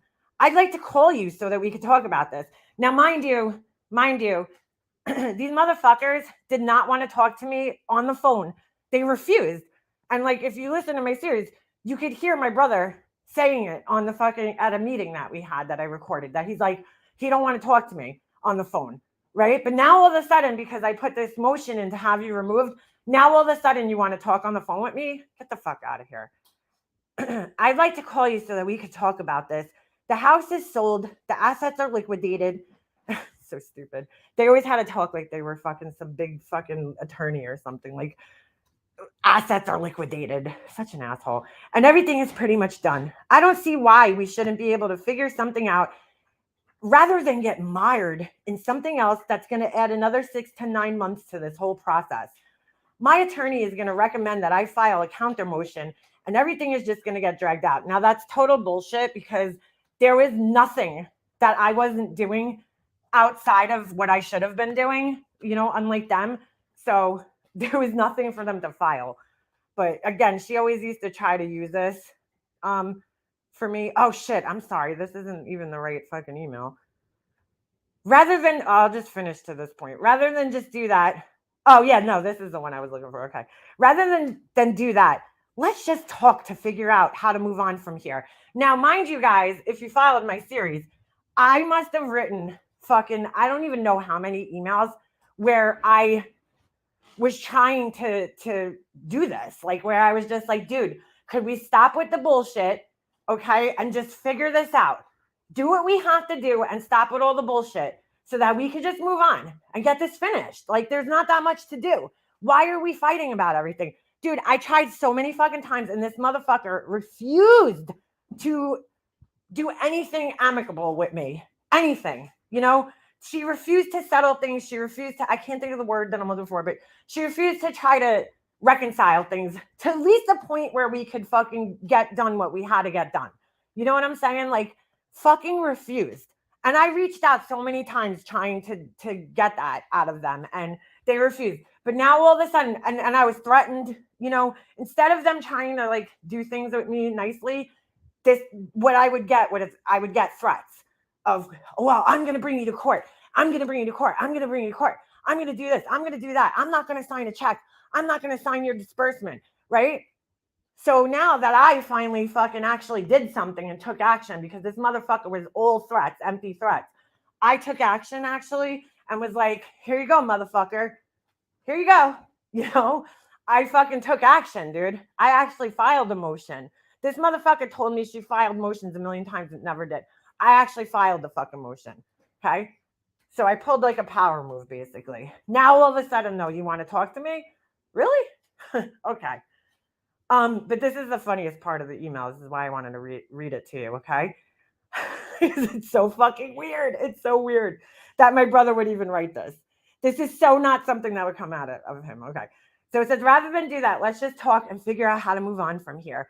I was talking to my friend John the day of the closing for my mom's house, and he thinks once the estate is settled that we might have a chance of reconciling.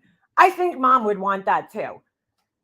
Dude, I don't know if you could understand how fucking infuriating it was for me to read that. First of all, okay, so fucking weird. So my brother has his friend John, okay? I don't really know John. John, he met this guy through like a friend at work, right? It was this girl that he worked with. It was her husband. And about a year after he met this guy, the guy moved to Georgia or some shit, right? So they maintained an online friendship, after that. Like strictly online, their friendship was. The guy John, I met him maybe 2 times. So do you really think that I give a fuck what his opinion is about us reconciling? The guy doesn't even know me, and I'm sure John wasn't informed about all the bullshit that was going on your side and all the shit you were doing. You know what I'm saying? So you're probably lying to John like you lie to everybody else. Like, so, oh, John said we can reconcile. Like how, like, dude, that's so insulting, first of all, but just like, how fucking stupid do you think I am? That I'm going to be like, oh, John said we can reconcile. Like, and here's the really insulting part about it. I don't know what the fuck made this stupid asshole, because I know this is my brother's wife writing this shit, think that a reconciliation was even something that I fucking wanted at this point. Like, so she was trying to use this and my mom to manipulate me into dropping my fucking case, you know, my motion that I put into the court to have them removed. So like, this is her fucking groveling, you know, her petty fucking groveling. It's just disgusting, dude.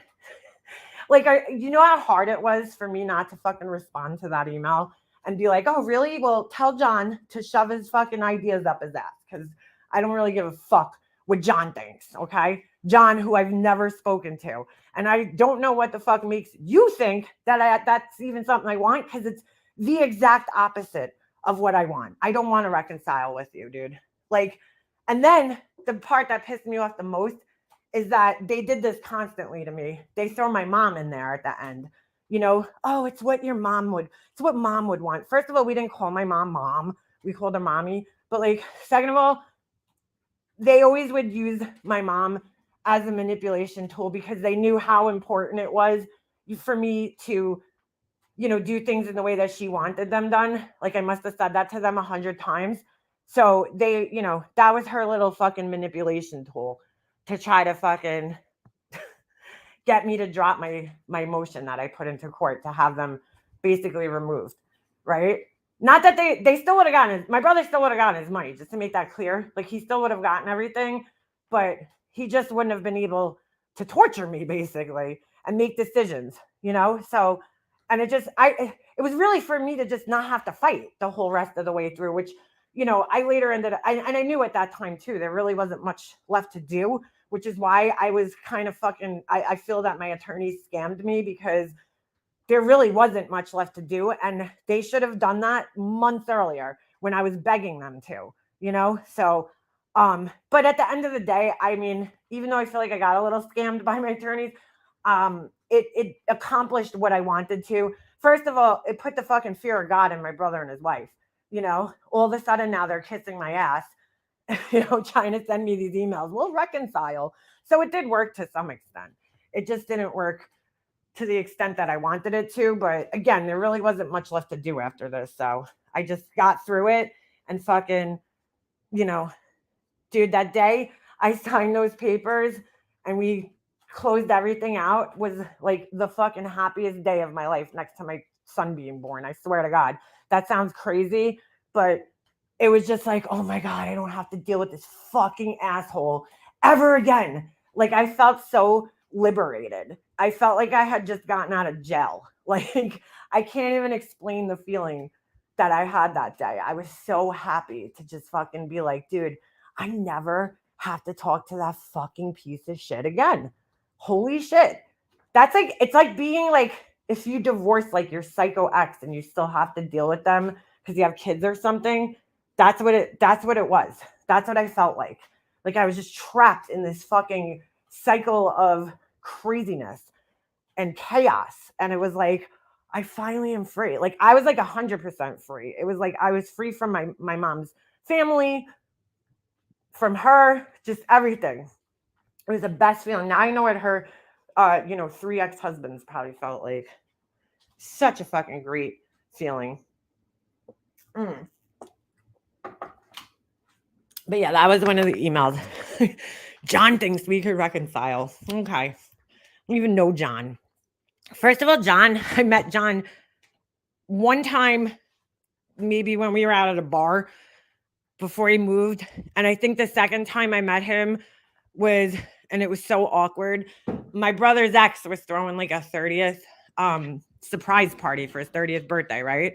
So she had invited him. He flew up, but apparently he was like too cheap to get a hotel room. So he asked if he could stay at my house, right? So at the time, my brother wasn't living home, but he stayed with me and my mom. And he was like, dude, this guy was so weird, bro. He was so weird. He was just like, I'm trying to like give you guys a reference of his character. Like, almost like he would probably fit in with like the fucking RDA guys, maybe not as vile, but like he could probably fit in with them. Like he had this kind of fucking just warped sense of humor that was like inappropriate. And he would like just say things that were like super awkward, like my mom was like, what the fuck? Like, you know what I'm saying? Like I could handle it, but my mom was like, didn't know how to respond to some of the shit that he was saying. So like, that's the only time I really talked to this guy. And at that time I was still getting along, me and my brother were fine. We got along with each other. So it was like kind of weird, it's like, I didn't talk about my brother or anything, but like, this guy doesn't even fucking know me. How does he know what I want? And like, I don't give a shit if he actually thinks that he has fucking, feelings that is John fucking Nostradamus or some shit. Like, why do I care that he thinks that we can reconcile? I really don't fucking care. Like that just shows me that my brother's wife wrote that because she knows the guy John as my brother's best friend, right? But doesn't realize that John became my brother's best friend in his like late 20s, early 30s. You know what I'm saying? So like he doesn't have any familiarity with my family. It's not like it's my brother's best friend from childhood who grew up with us, our whole entire lives and has a solid perspective of mine and my brother's relationship and how our family operates. Or you know what I'm saying? Like this is some guy that my brother started talking to, and the bulk of their friendship is online. And he doesn't even know my mom. He doesn't know me. Like he doesn't know our family. He just knows my brother. So like, why does his opinion matter? But like she doesn't know that. She just knows that he's my brother's best friend. So in her head, she's like, oh, I'm going to use the best friend angle here for leverage, like, oh, John, like she doesn't know that John is completely unimportant in my fucking life because I don't even know him, like, so his opinion doesn't matter. I don't know why she didn't use like one of my aunts or something, maybe it would have been like more meaningful, but John's opinion is like fucking, some guy on the street giving me an opinion. I don't fucking care what John thinks. So stupid. Such a fucking idiot. The girl's so dumb, dude. She did that quite often, though. She would try to, like, rewrite history, That's how I always knew it wasn't my brother writing, because my brother would never fucking use that guy to, like, try to convince me that we could reconcile. That would never fucking happen. Oh, John thinks we could reconcile. Great. So, yeah, that's what happened after the series ended. Some of it. But, yeah. She has 3. No, I'm sorry. She has 2 ex-husbands. Is it 2 or 3? No, 2. And listen, I say this all the time. There's nothing wrong with, I know plenty of people have been in multiple marriages and, that it's not just that. It's not just the fact that she's been married and divorced multiple times. It's the fact that it's, that coupled along with the fact that she fucking tortures people. I was looking back on my similar experience with my former brother-in-law and realized it would be very hard for me to make a series like MM. I get so angry even thinking about it. KB Bell's like, that's how I was. Like, I got so fucking angry, but I needed to like get it out. You know what I'm saying? Like, I needed to just get it out of my system and deal. Like, I don't know. I held it in for so long. I mean, obviously, I talked to my husband and I talked to my cousin about it all the time.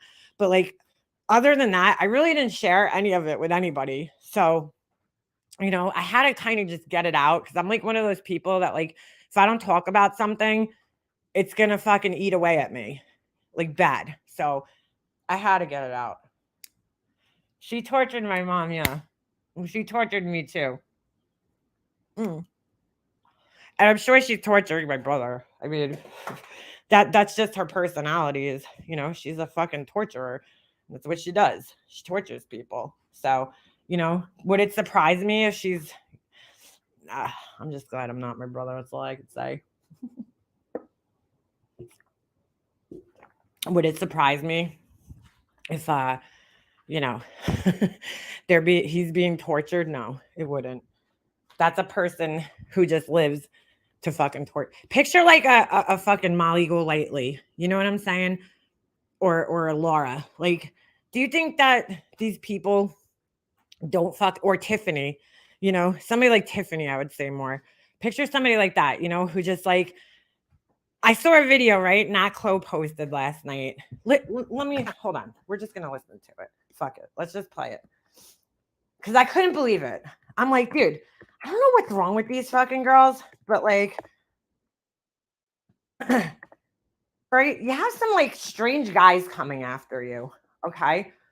Why are you fucking, why don't you just ignore these fucking people, right? Instead, what these fucking idiots do is they double down on their shit, right? And then they start, just listen. You guys will hear it and you'll understand. Like, listen to this. I wrote to Carl and I said, you aren't getting shit from me. Okay? I just want to put this out there because not Chloe wrote this on the screen. It says, warning, the following audio contains threats by ELP, who is Enchanted Life Path. No idea who this guy is, right? Towards Tiffany Marie. Okay.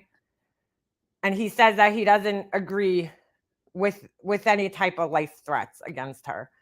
So I just had to put that out there before I fucking press play on this because, you know,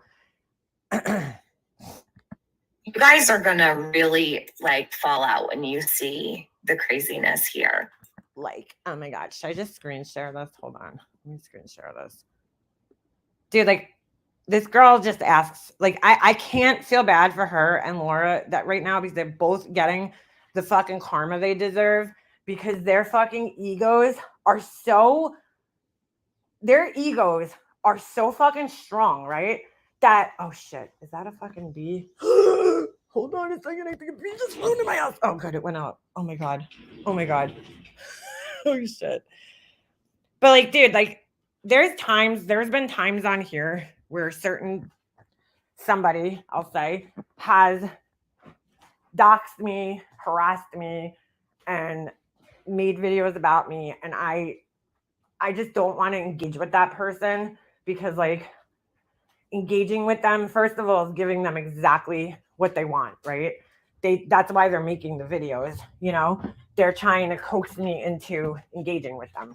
And so I have ignored those people because I could tell that those specific people, again, saying about one specific person, so just a few people out there that I feel this way about, you know, that they're mentally fucking ill, you know, or something's going on there, and it's something that I personally don't want to deal with. You know what I'm saying?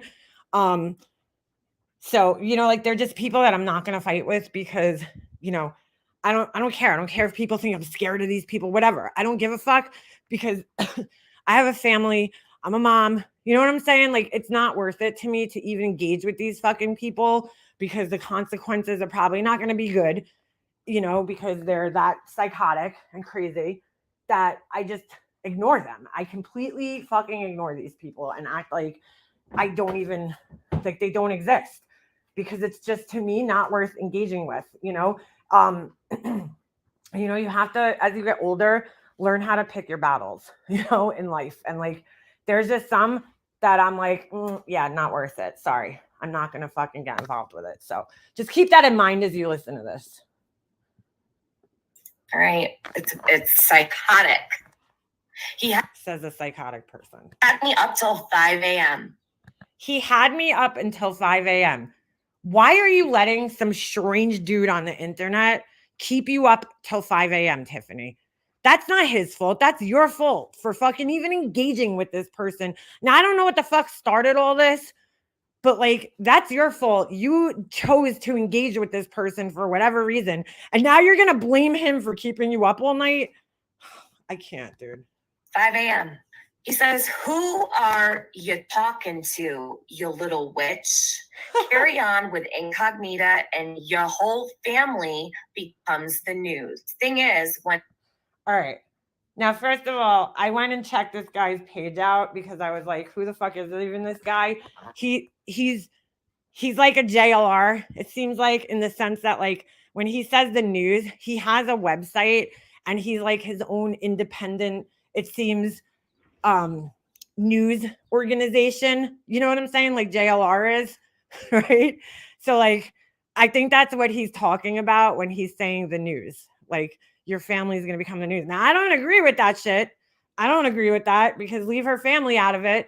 But at the same time, why are you engaging with this fucking asshole, Tiffany? Why? Why?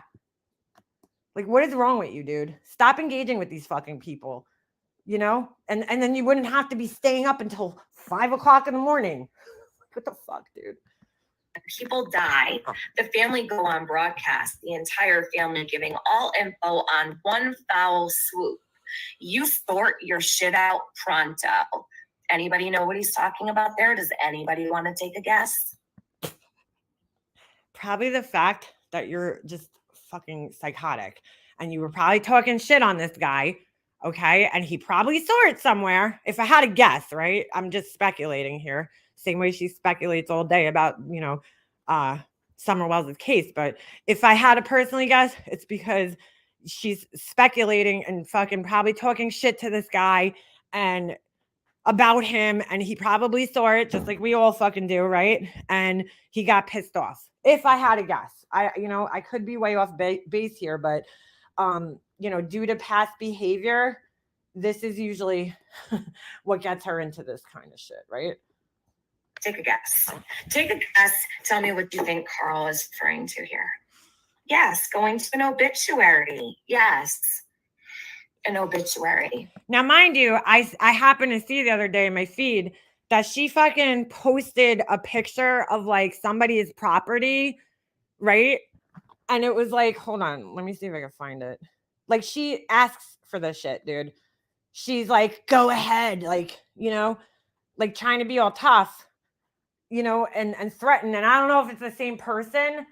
I don't know if it's this guy's property because I don't care that much, but I seen it and I'm like, oh, here we go. Whether that's, who knows? She probably took it down because we know how she likes to dirty delete everything. But let me see if it's still up. So she puts a picture of this person's fucking property on there. And then she's like, warning this person, like threatening them, basically. She's threatening somebody, which is like her usual fucking MO. So it's like, well, is anybody fucking surprised? Anybody surprised? Because I'm fucking not. I'm just not surprised whatsoever. Hold on. Let me see if I can find it. She probably deleted it if I had to guess. But maybe not. Yeah, I don't. I see her. You have 1 hour, Carl. Like, dude, there you go. So she's talking to this guy. You have 1 hour. Like, who the fuck are you? You have 1 hour. She's putting threats out to a guy who's clearly not right in the head. You know what I'm saying? And then she's going to fucking sit here and act like she's some type of victim. It's like, you know what? I think I might have taken a screenshot of it. Hold on a second. I don't see it up here. She must have deleted it. But she puts a fucking threat out to this guy, whoever the fuck he is. I have no idea. But clearly he's not the type of dude that fucking plays these types of games. You know what I'm saying? Like, he's not playing by the same set of rules that the rest of us are trying to play by here. Let me see if did I screenshot this shit? Hold on a second. Maybe not. Hold on. So it's just like, what the fuck is wrong with this girl? Like, when does she stop, bro? When does it stop? When do you stop doing shit like this and just grow the fuck up? You know what I'm saying? Like, stop fucking finding more people to fight with. Do you need that in your life? Because I certainly don't. But I don't know. I'm also not fucking psychotic. So maybe I just don't get it. I don't know. Maybe I didn't screenshot this. I could have fucking sworn I did. But, what the fuck? I could have sworn I fucking screenshot this shit. I sent it to somebody because I was just like, here we go, dude. Like, this girl's so fucking dumb, dude. She just doesn't know when to fucking quit. Like, you know what I'm saying? And then she'll sit there and act like oh, here it is. I got it. So it's like a screenshot of like somebody's house, and then they have like a Mack truck kind of sitting on the fucking side of the dirt road, it looks like.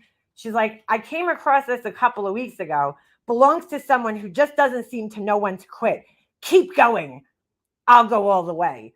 So it's like a fucking threat to this person. If it's the same person as this, I have no fucking idea. He exposed that she didn't donate $1,500. Oh, is that why she's so upset with this dude? Yeah. Well, show your here's the other thing. Here's the other fucking thing. Just show the fucking receipt, dude. Show the fucking receipt and it's over. What do you hide? Like, you know what I'm saying? You're just making it worse for yourself. But like, you know, she's like, Laura, cut off your nose to spite your fucking face. This is why it was so hard to be friends with these fucking two. Carl wants to play dirty. Carl, you don't want to play dirty with me. I'll tell you that right now. Carl, you don't want to play dirty with me. I'll tell you that right now. See what happens. I don't think you want to. What are you going to do, Tiffany? You're going to call CPS on him? You need to Because these threats sound that way. They sound that way. It sounds like you're going down watch out for your friends and have their back. You really do. Protect them. Why don't you protect your friends, Carl? Dude, this sounds like she's talking on like an ex-boyfriend or some shit. Like, dude, this is YouTube, bro. Like, what are you doing? What are you doing? What is this? Like, why are you involved in this where you need to have this speech? Oh my God, dude. I just can't. You're not going to threaten me with an obituary, motherfucker. I will comb through each person. Oh, okay. I have a feeling he probably found, because this was one of the things that she constantly used to fucking worry about all the time. You know, there was, you know, a family member of hers who passed away and her name's in the obituary. So she, you know, I would be like, go ahead, fuck the show, Ellie. What the fuck? Gives a shit. You're not gonna threaten me with an obituary. One by one, and expose every single thing about them. You come for me and my loved ones. I'm coming for all of you and theirs.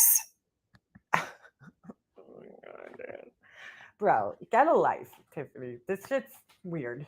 Like, it's just fucking weird. You come for me, and I'm gonna come for you. Eye for an eye, bitch. What the fuck is this, dude? So Carl told me in these emails that he doesn't love anybody. He doesn't have anybody he cares about. So thank you for telling me that, because your people do. Your people do, Carl.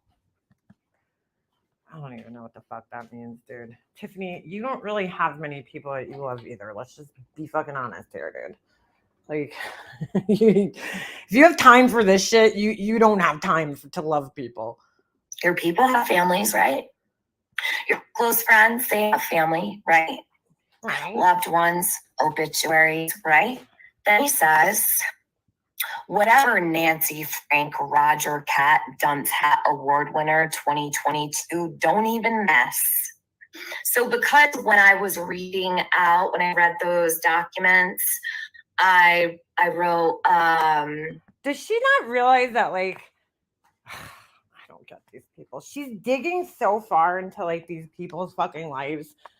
I'm sure, you know, I don't know, because I really don't fucking watch her, but like, you're digging into like all these people's fucking personal shit, scrutinizing every fucking word that they're saying. I'm talking about like just the Wells, the neighbor, fucking Jody Sue, like all these fucking people, right? But then when it happens to you, you cry victim. You're like, don't fuck with my life. You know, I could look up people's criminal records and everything, but don't fuck with my life. Like, dude, I'll give Molly Golightly at least that, because, you know, that bitch fucking loves to dig into people's fucking lives. And, you know, she's pretty open about hers. Well, for the most part. You know what I'm saying? Like, people know where she lives, her family members' names, and all that shit. But if you're going to be on the internet digging into the lives of others, okay, and scrutinizing the life of other fucking people the way that you do, these true crime, quote unquote, people do, then you know what? You got to expect that shit's probably going to happen to you as well. So don't go fucking crying foul when these strangers start fucking digging into your fucking personal shit. Just saying. All you do is dig into people's personal shit. Or when I was speaking, so that people could hear the letters, or was it a phone call I was sharing? I don't even know what I shared. But anyhow. All right, I gotta speed her up because like this is painful right now. I mean, I don't think we have to listen to the whole entire thing. Just I think you guys kind of. I said A as an apple, F as a Frank, whatever. And then for C, I said cat. I'm not in the military, okay? I don't know any of the codes or anything like that. If I got them all right except C, then props to me because I wasn't even intending to get anything right. I'll legit sit here and name whatever comes to mind first. I'm not a fucking. I have no idea what the fuck she's talking about. How did we go to like, don't threaten me to like ABCs? I don't, so lost. Encyclopedia Britannica, okay? Let's get that out of the way. And I don't care. So Carl goes on and on and on, like, this is what he does. He picks the stupid shit to come after you with, all right? Not this one. This is my response to him. He picks the stupidest shit to come after you with? Sounds familiar. Now keep in mind, he had a live stream where he's talking about my, in quotes, fake check. You could call it fake. Orange Butterfly. You can say I never wrote one. Who is this guy? I don't even know who that's, what the fuck was that guy's name? Is this a guy that took like what the fuck is his name, bro? Did he change his name from something else? Who's Carl? I don't even know who this guy is. I have no fucking idea because I don't follow any of this shit. I just happened to see this when Nat Glow posted it in my feed. And I was like, oh my God, bro. You know, I saw that somebody threatened her. So I was like, I got to fucking click on this shit, you know? And like I said, I don't agree with it. Like, don't, like, just deal with her. You know what I'm saying? If you have to. Don't threaten her fucking family and shit. But like, you know, at the same time, her and Laura make the same mistake where they fucking double down. They just double down on shit with these people. They keep going. They keep it going, dude. That was the one thing, I swear to God, I probably told her, I can't even tell you how many fucking times when I was friends with her, was like, yo, you got to ignore some of this shit. You know what I'm saying? If you're going to fucking be on here, you have to fucking learn how to ignore some shit. It's just, it's absolutely necessary for your own sanity and for your fucking safety. Okay, sometimes you have to learn how to fucking ignore people.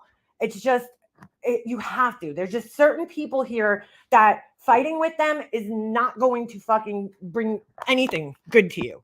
And you just have to like accept that and deal with it, you know? Like for instance, Benny Keys, okay? I would never put myself on that dude's fucking radar, okay? Not that I'm scared of him or anything. I don't know the guy, but like, he don't seem right in the fucking head. You know what I'm saying? Like, I've seen him calling people repeatedly. Like, I don't want to be on that guy's shit list. You know, that like, there's nothing wrong with just not interacting with certain people because in any way, you know what I'm saying? Because I just don't want to deal with that guy. I don't talk about him.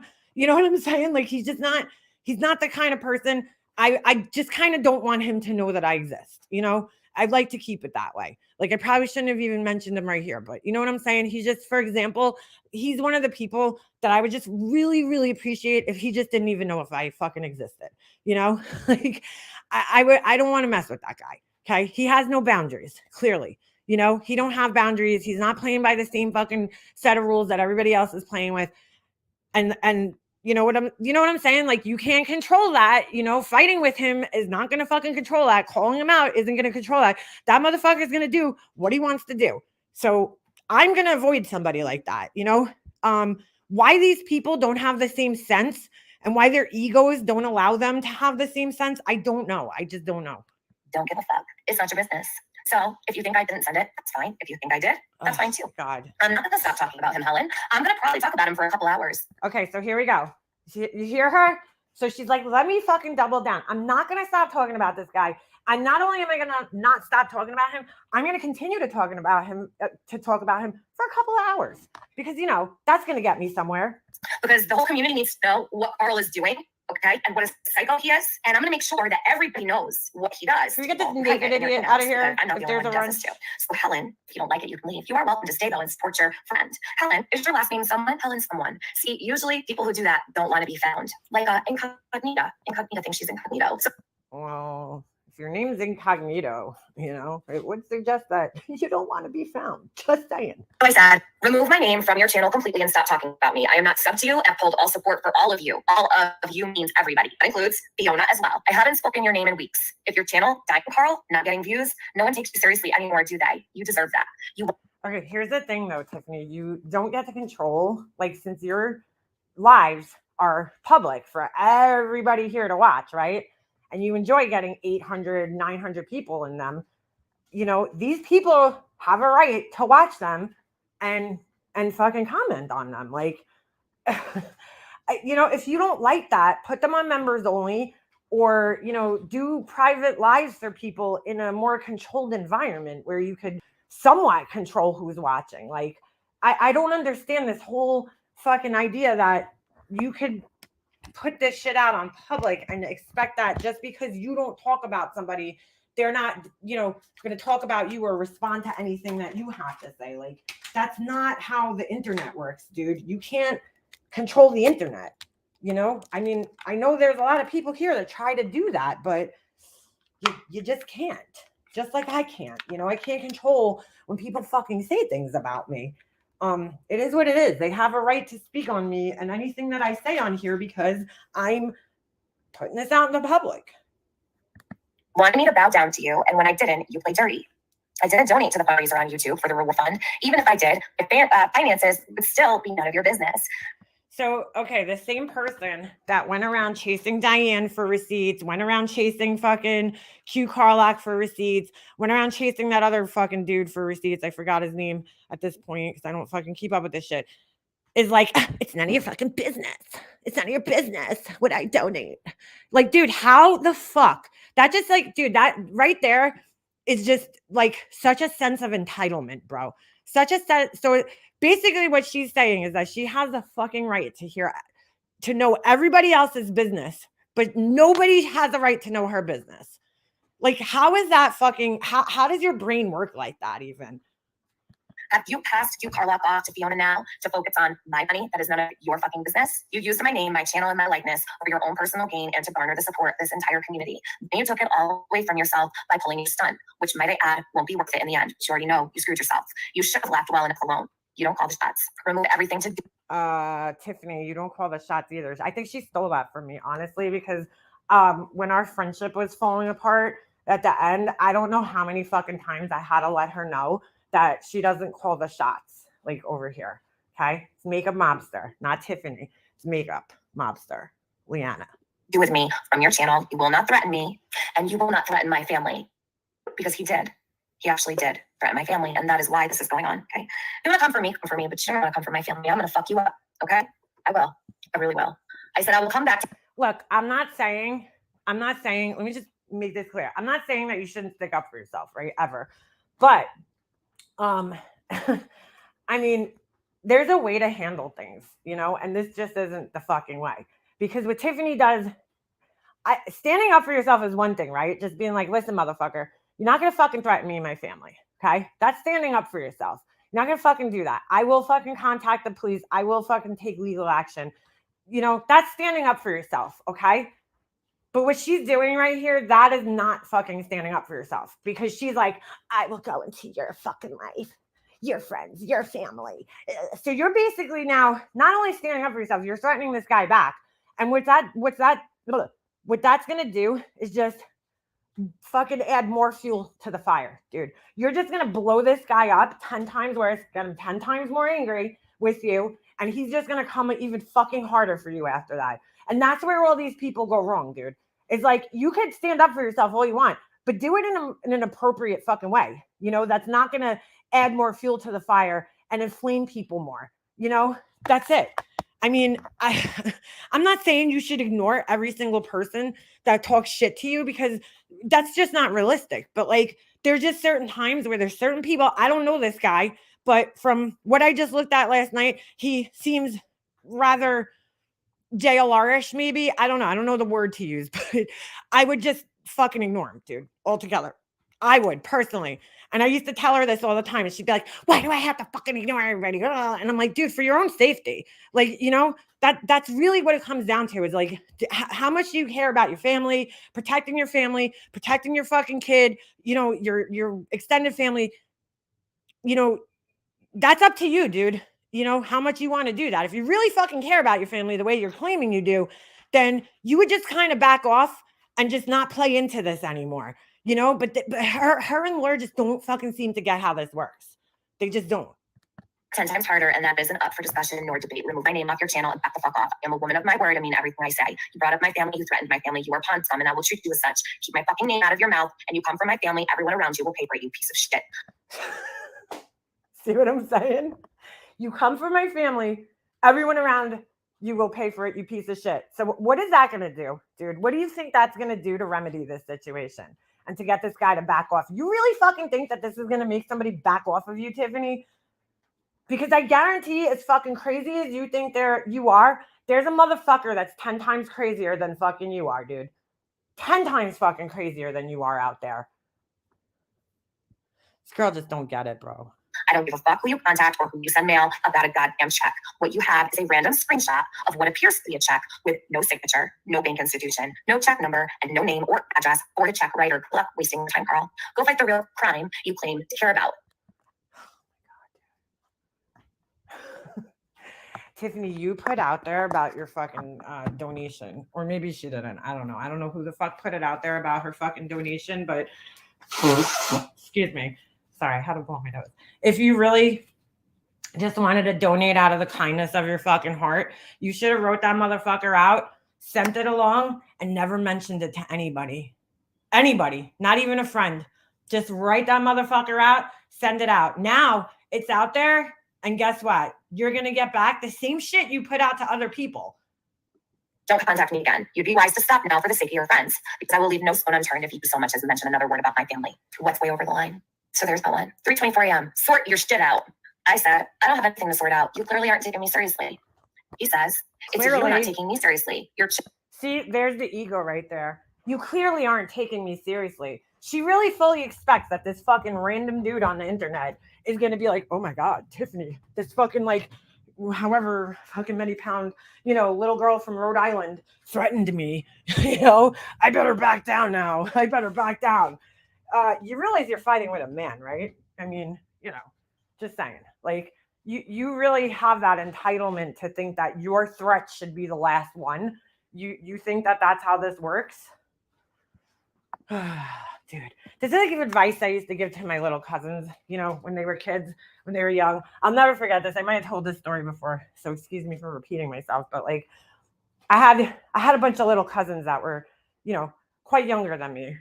And so when they were like in middle school and high school, I was an adult already, I was in my 20s. And, they came, one of my cousins went to another one of my cousins, right, for some advice on what to do when the boyfriend broke up with her, right? So she's like, well, this is the advice that my cousin gives to her, who's like 2 years younger than me, right? To a cousin that's like almost 10 years younger than both of us, right? She tells her fucking, go to school, do your makeup, like, you know what I'm saying? Do your hair and wear the shortest skirt that you could wear and go flirt with all his friends. So my cousin tells me this, my younger cousin, she comes to me and she tells me that that's the advice that my other cousin gave to her. And I was like, okay, I'm going to give you advice now. Number one advice, never listen to, we'll call her Tina. Never listen to Tina again, okay? Don't take advice from her ever, because that's the worst fucking advice I've ever heard. I said, because you know what that's going to do, okay? You're going to go to school, you're going to get all dressed up, and there's nothing wrong with like showing him what he's missing and shit, But the part of her advice where she really fucking went wrong was like the whole go flirt with his friends things.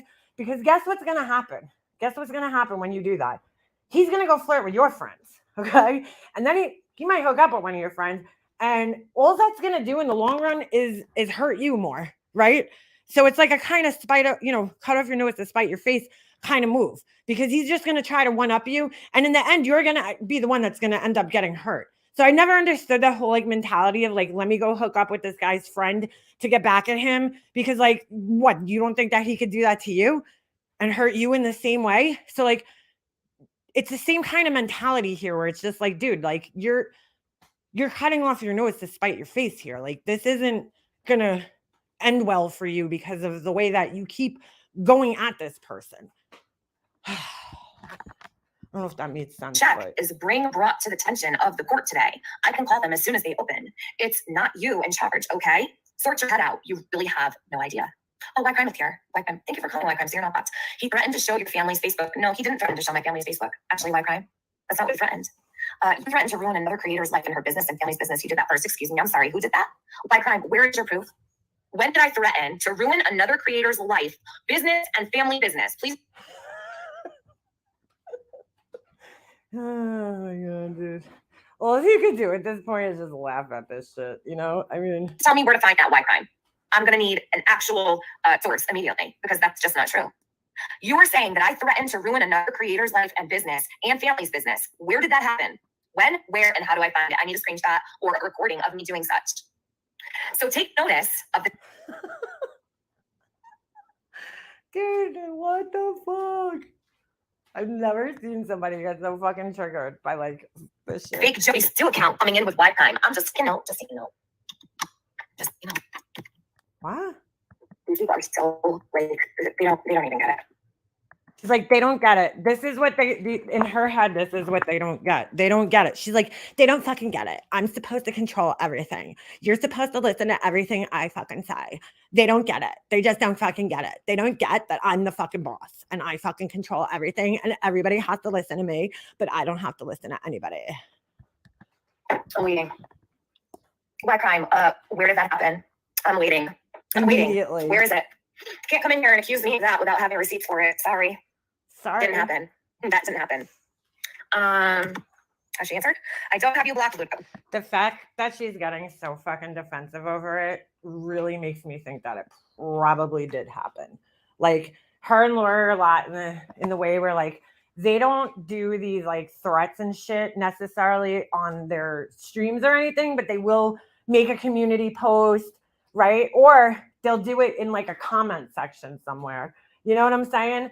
So then like when they're live, they could act like, I didn't fucking do that. I never fucking did that. Like Laura did the other day. She was like, I didn't even bother this guy. I haven't been live in 2 days, you know, but she doesn't mention that she's been up on X, Y, and Z's panel or this person's panel or in this person's chat talking shit about the guy and like further, you know what I'm saying? Infuriating him and adding more fuel to the fire. She just totally doesn't fucking like mention that part, you know? She's like, I haven't been live in 2 days. So like her followers who didn't see her because they can't follow every fucking thing that she does, you know, they didn't see her in that, you know, chat or they didn't see her on that other person's panel.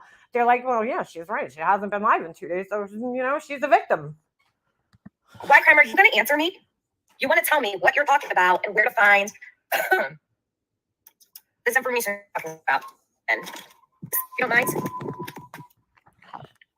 Oh my God. I have 2 people blocked. I don't care about who got blocked. She won't answer me because it didn't happen. She's only talking about, I didn't block you, Luda. Who cares? White Crime. Who cares? So she can't respond to other people who are talking to her in the chat. How does this not get exhausting, dude? You got to think, dude, she's been doing this like since her and I stopped talking, right? It was Randy. It was, you know, Ash274 when we were friends. It was Hello Starlight. It was everybody. It was fucking everybody. Diane, Wendy, you know, it was everybody. I mean, she had a fucking literal issue with almost everybody in the fucking drama community, okay?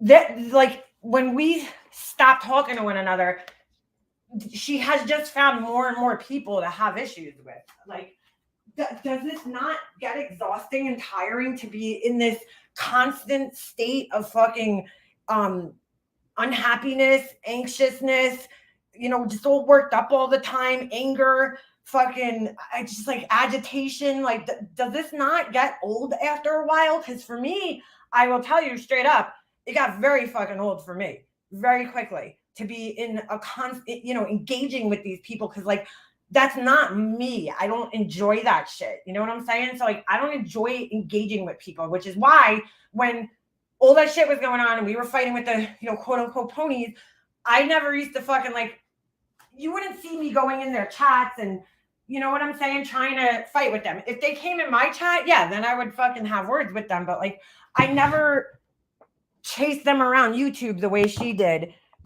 trying to argue with them, because it was just, it's exhausting to me to fucking do that, dude, to be fighting and angry all the time. I don't enjoy that feeling. She would get angry with me because she'd be like, did you watch so-and-so's live? And I'd be like, no, and if I did, she'd be like, did you watch the chat? And I'd be like, no, I was vacuuming or something. You know what I'm saying? I was doing something else. And she just would get mad that I wasn't focusing all my energy on watching the chat, and I'm like, why would I do that to myself though? Why do I want to watch people talking shit about me? That's just going to get me angry and then make me want to respond all the time. You know what I'm saying? Once in a while, fine, dude, fine. But constantly, no, I can't do it, dude. I just couldn't do it. You just came in my chat and said, which is why at the end of the day, I was able to make peace with those people and she wasn't. You know what I'm saying? I made peace with those people because my hatred towards them wasn't as bad. I know they talked shit about me. Trust me. She sent me screenshots of everything that every fucking person in this community said about me. Sometimes I wouldn't even read them, but I was able to just let go of it, dude, because I wasn't engaging in this constant fight with these fucking people all the time, the way she was. that I threatened to ruin another creator's life and her business and family business. Where did that happen? I need to know. Hold on. I'm going to deal with why crime right now. So let me see. Oh, I'll be back. Got to take a call. I just came in to put bullshit in your chat like Carl does. So why crime doesn't have an answer, right? She's just going to come in my chat and say that I threatened to, what did she say? Because my thing only goes so far back on this StreamYard. She don't call the shots. I don't even fucking know who Why Crime is. She has no channel. Who the fuck even cares about Why Crime? Okay, so now because this person doesn't have a channel, Tiffany's at that life, right? She's about that life now. So now if you don't have a channel, your opinion doesn't matter in her brain. She called me a dirty deleter. I'll delete whatever I want. I'll delete whatever I want. I don't need to keep anything up. Be there and catch it and record it or don't. Your loss. It's not my job to make sure that you catch a stream. So what the fuck, bro? What the fuck? Sorry. Then why are you I wrote to Carl and I said, you aren't getting shit from me. I can't hear listen to her voice anymore. Did you guys see what I say? You guys see what I'm saying? I mean, you were doubling down on this shit so bad, dude. This is I just when I heard this last night, I was like, dude, this is a good example for people to understand where I was coming from, with her, because sometimes, dude, I just was stop, dude, just fucking stop. Stop fucking taunting people. Stop adding more fuel to the fire, dude. That's all you're doing. I'll never forget that last day that, I don't know, she did this fucking long ass fucking live about Randy, right? And I wasn't there in the morning. I sat back. It was the last day I think I talked to her as a friend, okay? I sat back that whole last couple of days. And I didn't really interact with her because, I was already well aware of the fact that she was basically the trouble, causing the trouble for me, for fucking Laura, even for Laura, causing more trouble for Laura. But then she started fighting with Laura. And it was just dude, this girl just loves fighting with people, So I sat back that last fucking day. And I remember she was live about Randy that morning and she was totally misleading everybody about what happened. Her version of events was completely just skewed as far as Randy went, and it was just lies, dude, lies after lies. And then after she ended her stream, I think it was, she goes and jumps up on Low Lightly's panel and continued this shit. And I was dude, I was driving out to the aquarium with my son. I was going to fucking bring my son to the aquarium. And I was it was a beautiful day. You know what I'm saying? It was a beautiful, whatever, fucking September day or August day, whatever the fuck day it was. You know what I'm saying? And I'm yo, this girl needs to get out the fuck out of our house. Why are you spending your whole fucking day on Randy, bro? Not that, listen, I have no problems with Randy at all. But why are you so just nonstop, dude? It just didn't stop. You know what I'm saying? No breaks in between, you know, you already talked about this morning. Now you're jumping up on another panel and talking about it. And I was like, I wanted to see what she did versus what she told me. You know, what was going to be her version of events to me. And that's where, you know, shit just went wrong. No, she won't stop figure skating, coach. She won't. You know, she's just continued on, like, just insert person X, you know, and that's like her and Laura both. You know, they've continued on with the same fucking behavior. And hey, if that gets them more subscribers and shit, more power to them. You know what I'm saying? I'm not willing to put myself through that fucking stress for fucking YouTube. It ain't worth it. Orange butterfly, that's exactly it. It's the same shit, just different targets, different people. Same thing with MGL. You know what I'm saying? I mean, when I found her, she was fucking just on the tail end of harassing Melissa Schumann, right? And she's finding a new target, which was Shanann Watts. You know, that didn't really work out. So good for her. You know, and then she fucking changed that around. And then since then, it's just been target after target after target. You know, I fucking had the misfortune of crossing paths with her and I became her fucking target. You know, like, it's just that's what these people fucking do. They're constantly targeting somebody else, you know, to fight with or, you know, suck into their drama fucking fest. It's like a continuous path. And it's just like, shit, if that makes me boring that I don't want to go around and find new people to fight with, and you know, so be it. I'll be the boringest motherfucker on the planet. But like, I'm just not looking for that, dude. You know what I'm saying? There's a lot of people that do that here. Don't get me wrong. You know, they're not the only ones by any means. But like, for me, I don't look for more people to fucking have drama with because it's just not fun for me. It's just not fucking something that I want. It is for money and views. Once you get on that, like, you know, people start super chatting you and like all that shit, like I get it. You know, it becomes kind of addictive in a sense, but like, I don't know, dude. I don't think the stress of fighting with people constantly is actually worth the money that you make, dude. I just don't. I don't think that it's worth the fucking shit you have to go through, dude, because it is stressful. It is. It's very stressful, you know? I hated that fucking period of time where I was fucking fighting with everybody on here. It was not fun for me, you know? It was distressing. And it's like, you can't even come on here. Everybody's watching everything you say. You know what I'm saying? Like, you can't even express yourself freely. Like, it's just fucking, it's too stressful, dude. Who the fuck wants it? I don't fucking want it, dude. No, thank you. No fucking thank you.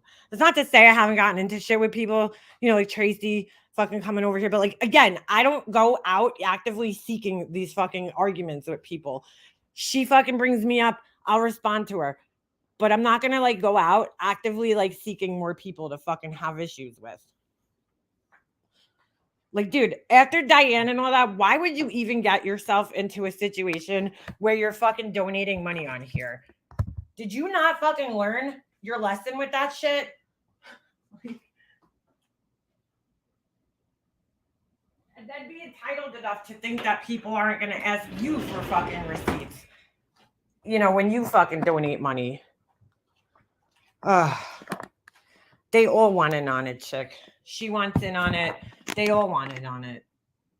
Every single one of them. They all want in on it. They all want a fucking slice of the pie, you know? For her, it's the Summer Wells pie. But for other people, it's other pie. It's just fucking gross. Like, I was looking at this guy's page, you know, that she's fighting with. I just went in his community post. I didn't watch any of his videos or anything, right? And I'm like, dude, this poor little girl, you know, you're going to search this little girl's name, right? And all that comes up is this like bullshit like that this little girl's name is getting thrown into, and it has nothing to fucking do with her, dude. It has nothing to do with her. Nobody talks about Summer Wells anymore. Nobody talks about the fact that this little girl's missing and I have, you know, she hasn't been found. It's sad. It's just fucking sad that this little girl's name is tied into all this petty, you know, ridiculous shit. that has nothing to do with her or her case anymore. And they still continuously put her name in the titles. You know what I'm saying? They still actively put her fucking name in the titles. Like, dude, just stop me. Right now, it's not about Summer Wells. It's about the drama between the people that are that were at one point in time covering her case. But it's not about the little girl anymore, dude. That ship has sailed. That little girl's name has been destroyed, bro. Destroyed. Because there's so many egotistical fucking assholes out there fighting with each other over who cares about her more. And it's like, none of you motherfuckers care about this little girl, dude. None of you guys care about this little girl. Because if you did, you know, you would keep it focused on the little girl and that's it. That's it. Like that Annie Elise girl, 10 to Life. Like I said, I've disagreed with some of the shit that she's, you know, said and done in the past. But here's the thing. She keeps it basically most of the time down to like the facts and that's it. You know, just sharing the information. She doesn't get involved in the drama between creators. You know, she doesn't let people pull her into the drama. I mean, she does comment on the fact that the drama exists. She acknowledges the drama, but she doesn't actively get herself involved in the drama, you know, and you have to kind of fucking respect that because it's hard. It is hard to do. It's hard to fucking ignore it sometimes. But like, if you really fucking care about this little girl and just getting the message out that she still hasn't been found, then just focus on that. Focus on the fucking message, dude. And not all these other assholes, you know? These people are in this like weird ass competition of like, who cares the most? Who's done the most? Who said the most to help her out, to help her situation out? And that's not what it's about, dude. It's just not. God, I don't even like saying her fucking name. I'm sorry I just even fucking said it because at the end of the day, you know, that's really what's important is that this little girl just fucking vanished and like nobody knows where the fuck she is. You know, and you're not going to solve the fucking crime based on a bunch of fucking hearsay from the internet. That's, you know, you're not going to solve the fucking crime, dude. If the cops can't solve it with all the access to the evidence that they have access to, what the fuck makes these YouTube people think that they're going to solve it? What makes them think that they're going to solve it? You don't think they took statements from people and talked to people? Well, I agree that in some cases it might help to talk to like people involved, right? Because there's certain people that don't like for instance, right? The Long Island serial killer case. Okay. A lot of the women who are involved in that trade don't like talking to the police because they're criminals themselves and they don't want to incriminate themselves. So, you know, they may not come forward. They might be more apt to talk to a regular person as opposed to law enforcement because they don't want to incriminate themselves in anything. So, you know, the same thing could be going on in the Summer Wells case, but it's like, dude, I mean, you guys have pretty much heard everything that everybody tied into the case has said. For the most part, the only people that know what happened are, you know, the people that were there that day. You know, maybe. We don't even know if they know. Naked dating site. Bro, you are fucking insistent, huh? On getting a word out. Could you like just put something besides emojis though? Because that shit's just stupid. Naked dating site. How do you naked date somebody? I'm just curious. When Summer found freak news, there's been no news. No. The only news there is like, okay, Don released a letter. Let's just be realistic. The Wells are very much so enjoying the fucking attention that they're getting. You know what I'm saying? Online, as much as they claim to hate it, you know, they clearly fucking enjoy it.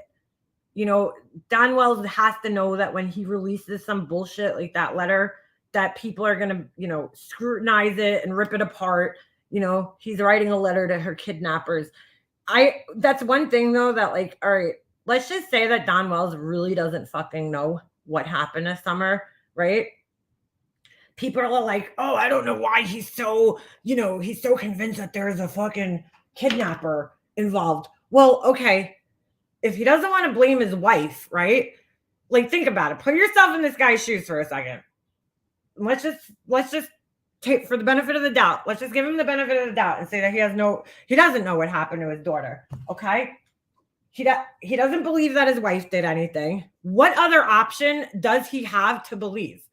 There's really no other option. The only other option is either you think that your wife did something, which he clearly doesn't, feel, or that somebody kidnapped her. What the other option is that she just fucking vanished into thin air or was abducted by fucking aliens. I mean, there's no other real option, dude. So why do people find it so weird that this guy thinks that she was abducted by somebody? Like, because that's really the only other fucking option that there is. Like, that makes sense besides his wife doing it, if we're giving him the benefit of the doubt, They're like, oh my God, I don't understand why he thinks she was abducted. Like, well, because that's really the only other option that makes logical sense besides his wife killing her and hiding her body somewhere or him doing it. So, like, I don't think it's that far-fetched that he thinks that she was fucking abducted somehow. But they like read so much into it. Why? Because they already feel that he's guilty in some way. So they're like, oh, well, he's just saying that to take the attention off of him. But no, he might just be saying that because that's really what he thinks, because it's really the only other logical explanation. I don't fucking know how, what's her name was as a mother, whatever, Candace. I don't know how she was as a mother to these children. Like, nobody really does. We could look at their house and be like, oh, their house is horrible, right? But we really don't know if she was a caring mother, a loving mother. I mean, we can watch her videos and stuff, but nobody really fucking knows. I mean, listen, she kept the kids alive. And for the most part, they looked like they were in good health, None of them look, I don't know what the boys look like, but Summer, I guess I'll have to say, she looks like she was in good health. I mean, she didn't look too skinny or like she wasn't being fed or taken care of. Yeah, were her clothes, dirty and shit? Sure. But like, that doesn't necessarily mean that she wasn't loved and cared for. It means that her family was poor and couldn't maybe afford the best stuff, and maybe they weren't the cleanest people, but that doesn't mean that she wasn't loved. You know what I'm saying? I don't know. You don't have to, be clean to be loved. Like, I don't know. I don't know. Maybe I'm wrong, but I think it's just so dangerous, dude. I've been watching this shit. I've been sitting back. I participated in it with the Watts case years ago. And I don't know. I guess I just see now how fucking dangerous it is when people sit online, and sit there and fucking accuse and accuse and accuse, without really having solid evidence. I guess I changed my view on how I feel, about that. Somebody did something. She has to be somewhere. These big YouTube investigators haven't gotten the deed from that property. What do you mean? The deed from the property? What would they need that for? The deed for whose property? Summer Wells's property? I mean, dude, like, it is a crazy story, but like, dude, crazier things have happened. The possibility that she was abducted is very, I mean, they act like it's so far-fetched, like that she was abducted. And I just don't think that. I don't think that it's that far-fetched because it's happened. We've seen it happen with JC Dugard was abducted. Katie Beers was abducted. Fucking, there's so many kids that have been just clear, like just vanished like that in that same way, and then found alive fucking 20 years later or whatever.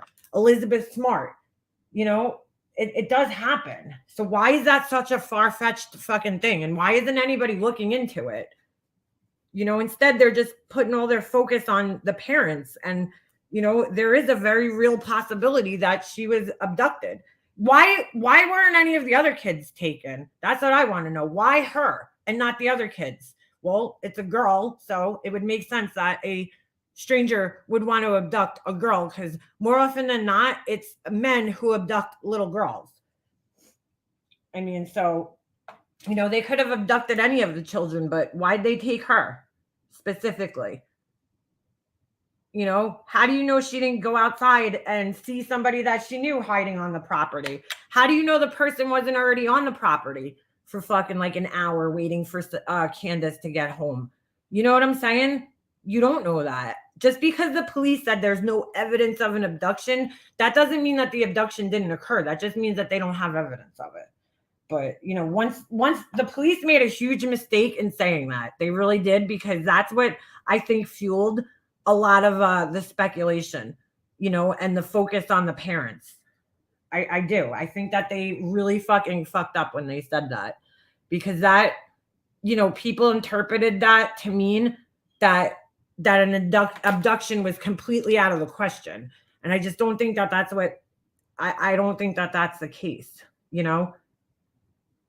I mean, personally, I don't think that either Don or Candace are fucking smart enough to get away with lying. And I think maybe some of their guilt, to be quite honest with you, I think maybe some of the guilt that we see from them, you know, in the interviews and shit is probably guilt of not being the best parents, you know, not watching over their kids like they should. I know a lot of people that do that. People that are great parents that just like don't like fucking helicopter watch their kids the way that I watch my son because he's crazy. You know, there's a lot of parents like that. Doesn't mean that they're bad parents, but they could, you know, God forbid, that second when you turn away and you give your kid too much trust, some shit like this happens, you're going to feel guilty about it. Like, oh, you know, shit, I should have been watching my kid a little bit more. So, I mean, I don't know. I think it just got so fucking out of control. And I really do, you know, feel sorry in a sense for them. If they did something, then, you know, I hope to God that they're punished for it one day.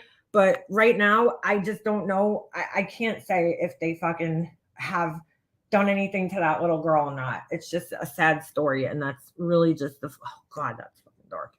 You know, that's just a fucking, all I could really say about it is that it's fucking sad. It's fucking sad that it's gotten this far out of control. And that little girl's name is just destroyed, you know, destroyed. So, hey, all coming into chat. It's National Lipstick Day. Oh, get out of here. So it's a National something day. Like, where do people come up with this shit? National Lipstick Day.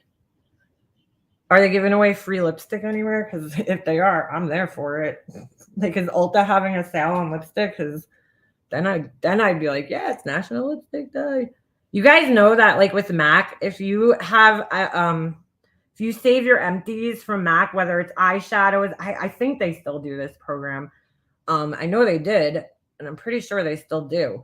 So, like, if you get eyeshadows, foundation, any empties, right? Once you use all the product, you could actually bring it back. I think it's like 6 of them, and they'll give you a free lipstick. Just in case you didn't know that. So it's pretty cool that they do that. It's like a recycling program. I don't know if they still do it. It's called Back to Mac. If you want to Google it, that's the name of the program. And it's pretty cool. I learn more and more. I lean more and more towards abduction versus anything else. I do too, Sarah, because it's the only really thing that makes sense. You know, if you really sit and think about it, it's the only fucking thing that actually makes sense. I mean, somebody could have been hiding. They're like, oh, the dogs would have been going crazy. If you know anything about dogs, okay, like my dog, for instance, he would get very excited when somebody initially showed up at my house. But once they were here for like a half hour or so, that would be the end of it. And if you're a dog owner, you kind of learn to like ignore their barking, as fucked up as it is. But like, you know, I mean, Snoop barked at a lot of shit, dude. So if he was barking, I probably wouldn't even fucking be able to tell you like, oh yeah, Snoop was barking at this point in time. Like, to be honest with you, I don't even remember if Snoop barked the night when I was swatted. I don't remember if he barked or not. I have no idea. He might not have, because I think he was in my bedroom, you know, and he didn't bark. They don't always bark, you know, dogs. It's not guaranteed that they're going to bark. I mean, there had been times where people would knock on my door and he wouldn't bark, you know, depended. It just depended on what was going on in the whole scenario. But like, the dogs to me is like a kind of moot point, because if somebody had come on the property, let's just say an hour before Candace returned to the property, and they were sitting there in the woods or some shit hiding, right? Nobody would have, the dogs would have eventually gotten over it. They would have just eventually sniffed the person out, you know what I'm saying, so to speak, and then they would have just gotten over it. So, I mean, I don't know. I don't necessarily know if that means that somebody was there. I don't know. Whatever. You know what I'm trying to say. Like, somebody could have been hiding on that property. Absolutely. I know they say it's like, oh, the terrain and the property, but like, dude, they could have snuck out and walked down the fucking driveway or had a pass in the woods. Like, I don't know. I just don't think that it's so fucking weird. There was no dog the day Summer went missing. Really. She was 3 going off for my CPS that I was unfit. I got her back 6 weeks, but holy shit, dude. That's crazy, Sarah. And I did drink. I wouldn't sleep at night without numbing myself because otherwise all I did was scream and cry. I was almost abducted twice by somebody else. What? No way, Orange Butterfly. Hold on a second. I was almost abducted twice by someone who turned out to be a child serial killer in my area. Holy shit. My mom kept me in a bubble, but it still happens. Wow, dude. Dude, I'll never forget. There was this guy that used to drive around my neighborhood. Actually, a few guys, and it was fucking scary. Scary shit. Drove around my neighborhood in a van. And so I was walking to school one morning and this guy pulled over. I was like meeting my best friend my best friend Doug. I was meeting him at the bus stop in the morning. And I'm walking, I could see him like in the distance coming down the road. And this guy pulls over in this van. And I was like I'm probably in high school at this point in time. And this guy like pulls over and he's like, come on. He's like, don't go to school. Come with me. He's like trying to get me to come in his van, dude. And I was like, yo, if I saw a van on the road when I was a kid, I would fucking be on the opposite side of the road. Like, I didn't go near fucking guys in vans when I was young. I was so scared. And this motherfucker was like following me down the road. And then I saw my friend in the distance, dude, and I just fucking took off and was screaming. I'm like, dog, like screaming down the road. I was so scared, dude. I don't think I've ever been that scared, except for one other time that it happened. And I don't know if it was the same guy, but I was walking to my friend Tommy's house and it was fucking late. I mean, it was dark. It was early, but it was dark. It was like probably 8:00.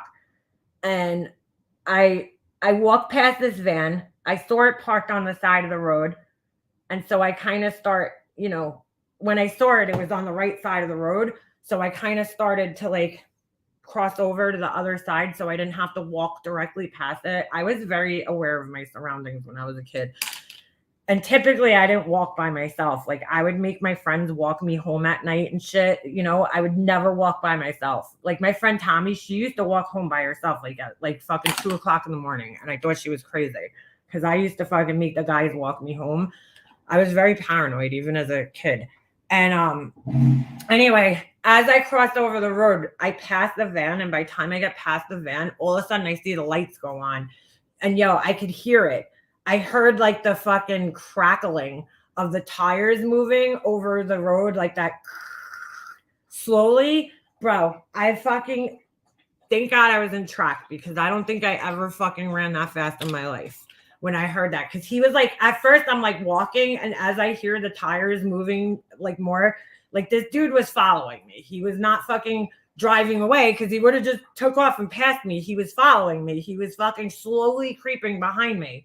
And I fucking just, dude, my friend's house was still quite a distance away from where I was. And I like, the faster I heard the tires, the faster I started walking until I just fucking took off. I just fucking ran the rest of the way to her house, dude. I was so out of breath by the time I got there.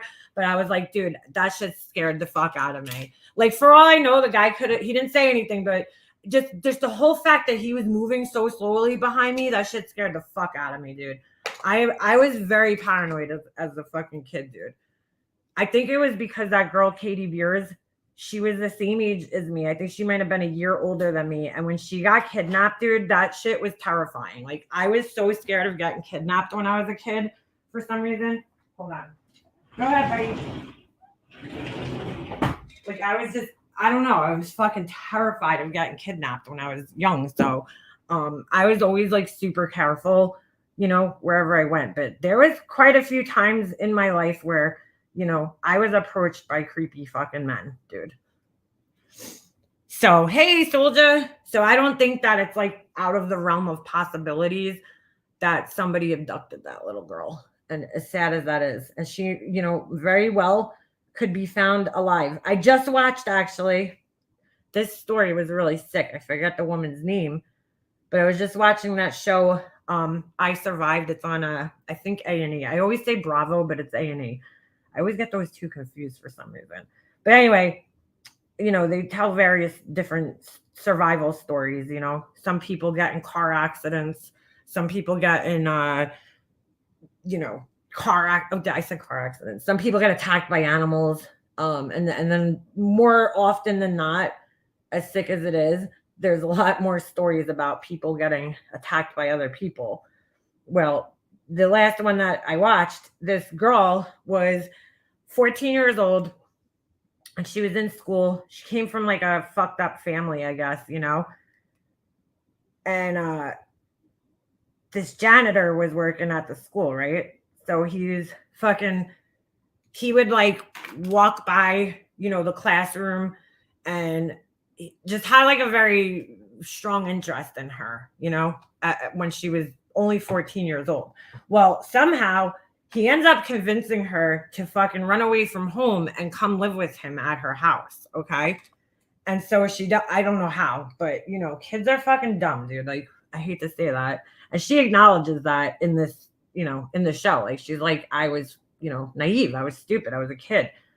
Oh my God, I just really totally fucked up what I was doing here. Whatever. I'm just trying to keep it kind of fucking matte today and like simple. Anyway, so she, you know, she ends up going to this guy's house. He lives with, this is the like most fucked up part of the story, okay? This guy lives with his parents. So they're elderly though, you know, he's like 40. I think at the time when he kidnapped her, he was either in his late 30s or early 40s, right? So he lives with his parents still, and his parents are elderly. You know, they're like in their late 70s or some bullshit like that, okay? So she's there for fucking 4 years, dude. 4 years. And he doesn't let her leave the house. He doesn't let her leave the fucking house at all. So, you know, he brings food up to her. She couldn't use the bathroom. She had to go in like a bucket or some shit. And the parents had no how this is even possible. The parents had no fucking clue that she was even there for 4 years. They had no fucking idea that he was keeping this girl in this house. I forget where she said he made her hide during the day. So like he used to go to work and leave, and then she would be there the whole day with the parents. They were home, they were retired. And fucking, I don't know, she never came downstairs. Like it was just fucking crazy. The whole story was fucking crazy. But anyway, by the time, you know, so she finally turned 18, he told her, I forget what the fuck name he gave her. He gave her some kind of name. I'm not the best fucking storyteller. Hence the reason I don't do true crime, right? But you get the gist of it. He tells her, you know, change her name, and he finally lets her go out of the house at this point in time. And mind you, the whole time, you know, you can imagine what he's doing to this poor little girl while she's living there, right? When he comes home from work, he's using her to satisfy all his fucking disgusting, sick fucking fetishes and needs and shit, right? Ugh. So sick, dude. So anyway, she finally turns 18. I have to wrap my head around my fucking hand to hold my eye. Sorry if I look weird right now. Right? So she turns 18 and he finally, I cannot fucking do my eyeliner today. My eye won't stop fucking moving. So she turns 18. He finally lets her start leaving the house. He lets her go and get like groceries and shit like that. So she starts going, I guess, to like, I don't know if it was like a family owned kind of small, you know, grocery place, like a mom and pop kind of place or what. But oh, fuck. So she starts going to get groceries and whatnot. And she makes friends with the guy that owns this little store. And fucking, you know, at first she's just going along with the whole thing. That she's whatever. I think her name was Nikki or some shit that he gave her the name, you know. And then finally one day she tells the guy that she's like, listen, I need to tell you. Oh, fuck. I am not doing good today with this. So anyway, so finally she tells the guy, it's probably because I'm talking. She finally tells the guy, listen, I'm not who you think I am. And she tells him I've been kidnapped and yada, yada, yada. Well, sure enough, the guy tells her, go home, pretend like everything's cool. At this point in time, the parents now know that she's there. Like, he made some fucking weird story up about why this girl had to live with them. So now the parents know that she's living there and all that shit. Meanwhile, the parents don't even question why this 18-year-old girl is living at their house with their son, who's probably now in his 40s, So anyway, the guy fucking tells her, go home, just do your thing, act like everything's fine. Sure enough, cops come to the fucking house and he saves her life after I think it was over 10 years that she was with this guy stuck in his house. And she went willingly at the age of 14 because he, manipulated her and shit. But these things do happen. As fucked up as they are, they happen. And little girls get convinced to do these fucking things. And it's crazy, but it does happen. All right. Fuck, dude, I can't stop blinking my fucking eyes today. Too much coffee. Why do we do this to ourselves? I don't even know why I'm doing this. This eye, I feel it. It's about to blink every time. Oh my God, I cannot fucking do this today. Holy shit. I totally fucked this one up, dude. But I can fix it. Because I can fix it. There's nothing more that pisses me off when I'm talking to somebody and their fucking eyeliner is jagged. And that's what this one looks like right now. So I'm going to fix it. I'm going to take a little brush. I'm going to take a little brush. I'm going to dip it in my... Actually, you know what? I'm going to fix it a different way. This is how I'm going to fix it. There's 2 ways I could go about this because I fuck this up all the time. Okay. So way number 1 is that I could just go into the same eyeshadow that I'm using on my lid and I could just kind of cover it up. But that doesn't always work. What I'm going to do instead is I'm going to take a thin... I guess that one was good. I'm going to take a thin brush like this, little angled eyeliner brush. I'm going to dip it in some black. And I'm just going to fucking go over the line. I have to kind of thicken it up a little bit. But I'm just going to kind of smoke it out slightly. To kind of blend it back in. Because it's very hard to get this shit off. You can scratch it off. See, that worked. That little fucking, I don't know, you guys probably can't see it because it's so small. But that little fucking bit of black eyeshadow just completely smoothed the line out. Which I typically do this anyway. Not all the time, but a lot of the time because I cannot stand when your eyeliner is shiny looking.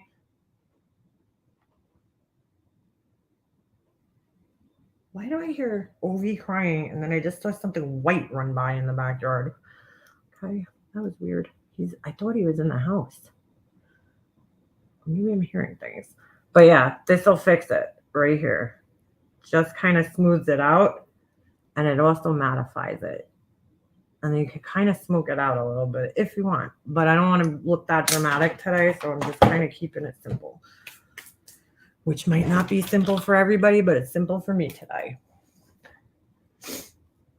So yeah, Bruce Springsteen.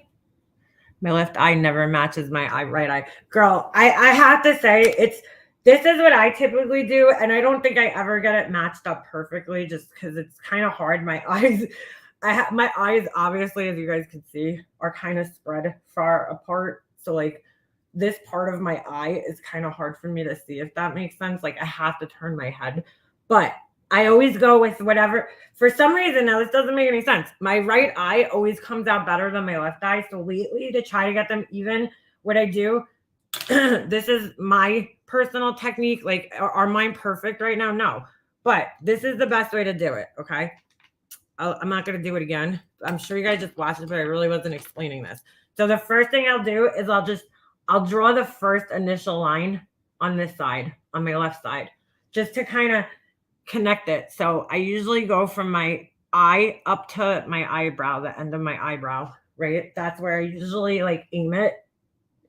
Not exactly at the end of my eyebrow because it's a little high, but like in between my temple and my eyebrow. So like right here, right? So I draw the first initial line and then I do the same thing on this side. I draw just the initial line, just one thin line going that way. Then I do this eye because this eye, for some reason, always comes out better. So it's easier for me to match this one to this one because this one always comes out better for some reason. So I usually, I've realized this in the last couple of weeks is that I have to fucking do this eye first because if I do this eye first, I don't know why, I can never get this one to match to this one. It's really weird. So I always do this one first and then try to match this one to this one because I have more control on this side because it's my left side. This side, whatever happens because it's on the opposite side. If that makes sense. But I don't do it in one. I think people feel like they have to do it in like one shot. And that's part of the problem is like, you don't, you do it. I work in little tiny fucking strokes all the way across my eye. I still fuck it up sometimes, but I've personally found that that's what works best for me and to try to get them the most even. And then I also always take a wipe. If one of them looks a little bit like thicker, I'll always like kind of take a wipe and just kind of, you could actually just wipe that little wing right off and do it again, which I have done. Sometimes I wipe too much, but I always put it on my nail so that I'm only using, you know what I'm saying? Just that little point right there to wipe it. If you don't have pointy nails, back before I used to do my nails, I would use like the edge of a brush or something. And just so I'm only wiping that little area and I'm not wiping the rest of my eye makeup off. So there's some little tips for you there to try to get it somewhat even. And again, I don't always get it perfect because it is pretty fucking hard to do. But like right now, I'm not too happy with this side, especially because I just wiped some of it away. But I definitely, tried. It's the best I could do. So that's why sometimes, just put the hair over it and nobody else do that way. But yeah, I don't think anybody fucking gets their eyeliner perfect. I got to be honest with you. It's very hard to do yourself. And I don't think there's anybody out there, even makeup artists that, do this shit every day. I don't think their fucking wings are perfect. Oh, that's why. He's outside. Why did I think that he was inside with me? What are you doing out there, you little troublemaker? He got his first bath yesterday. Didn't go so good. No, it was fine. He didn't like it though. I gotta get him used to the bath because he did not fucking like it. I have a farm sink. Is that what they're called? So it's like huge. My sink is like 3 feet wide. Like literally, I can fit a lot of shit in my sink. So I was like, I put him in the sink yesterday to give him a bath because I was like, I want to wash him in the sink while I still can. Because he's gonna get too big for it, So I put him in the sink, and oh, dude, he did not like it. He did not fucking like it. Yesterday was the first day I was able to bathe him because you can't bathe him while he has the tape on his ears because it could get, if his ears get wet, they could get infected. No biting, no biting. Come here, say hi. Ugh. Oh my God, he's getting so happy. Say hi, football head. Hi. So he oh my God, he was trying to escape the whole fucking time except for when I was like scrubbing him. Then he was like, oh, all right, this ain't that fucking bad. But as soon as I put that water on, he was like, whoa, his paws are flying everywhere like they are right now. All right, go ahead. No biting. No biting. No biting. No biting. Excuse me, that hurts. So yeah, he was not enjoying the bath too much. So we got to try to get him used to that. But it was nice to be able to finally bathe him because he still smelled like that guy's house, like the fucking breeder. Like he had that dog smell, like that hardcore dog smell. I don't know. It's so weird because like you can never really actually smell your own dog, but when it's somebody else's dog smell, it was like, dude, it was bad. I mean, he did not fucking smell good, this dog. So it was nice to finally be able to bathe him yesterday because I had to take off I had to take the little, ow! I had to take the things off his ears yesterday because we had to go an extra like 24 hours with them on. Ow, you little biting my ankle. Dude, his teeth. Oh my God, I cannot wait until his fucking little sharp puppy teeth fall out. Ow! Stop! Come here. Dude, the biting hurts, bro. You're hurting me. That's not nice. Come here. Here you go. Take this. Go bite that. Goodbye. Oh my God, dude, those teeth are fucking so sharp, dude. They hurt so bad. So anyway, yeah, he's been good though. I mean, he just 9 o'clock. I didn't know this. Like puppies have a witching hour, just like humans. And so he fucking like, dude, at 9:30 last night, he was out of his fucking mind, bro. Just out of his mind. He sleeps all day. So I know he's not overtired or anything because he sleeps like almost all day, but he was fucking out of his mind. Out of his fucking mind. Like today's not going to really be the day because I have to go somewhere, but next week I'm definitely going to try like walking him a little bit, during the day and like to tire him out a little bit more. Well, not next week. Why does this thing feel so fucking weird lately?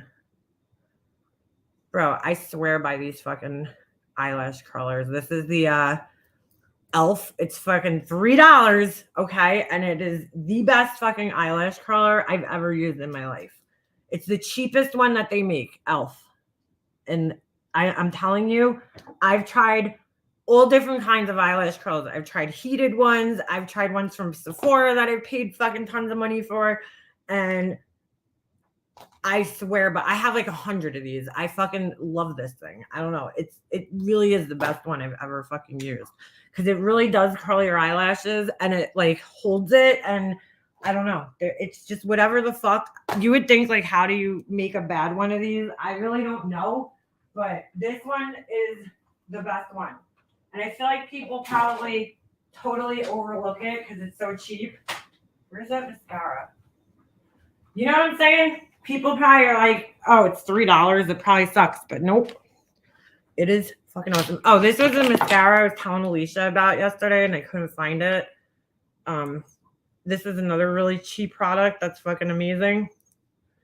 It's Essence Lash Princess. I don't know. There's a green one, and I don't know if that's the waterproof one, but either way, this one's pretty.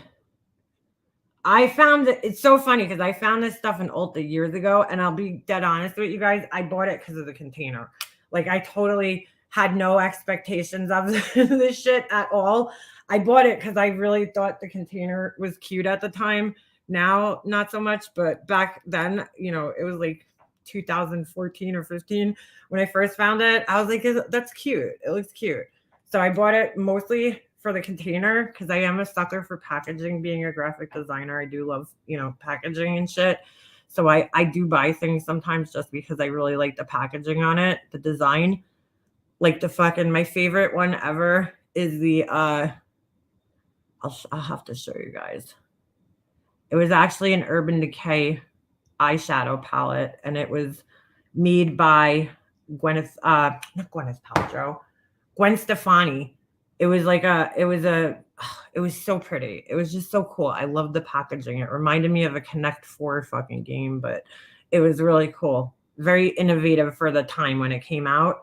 I wonder if I could find it on here. Hold on. Let me see if I can find a picture of it. I still have it because I just my mom bought it for me now and I refuse to get rid of it. But I'll just go grab it. Hold on. I have it. Okay. Ready? He's going to start crying. I move.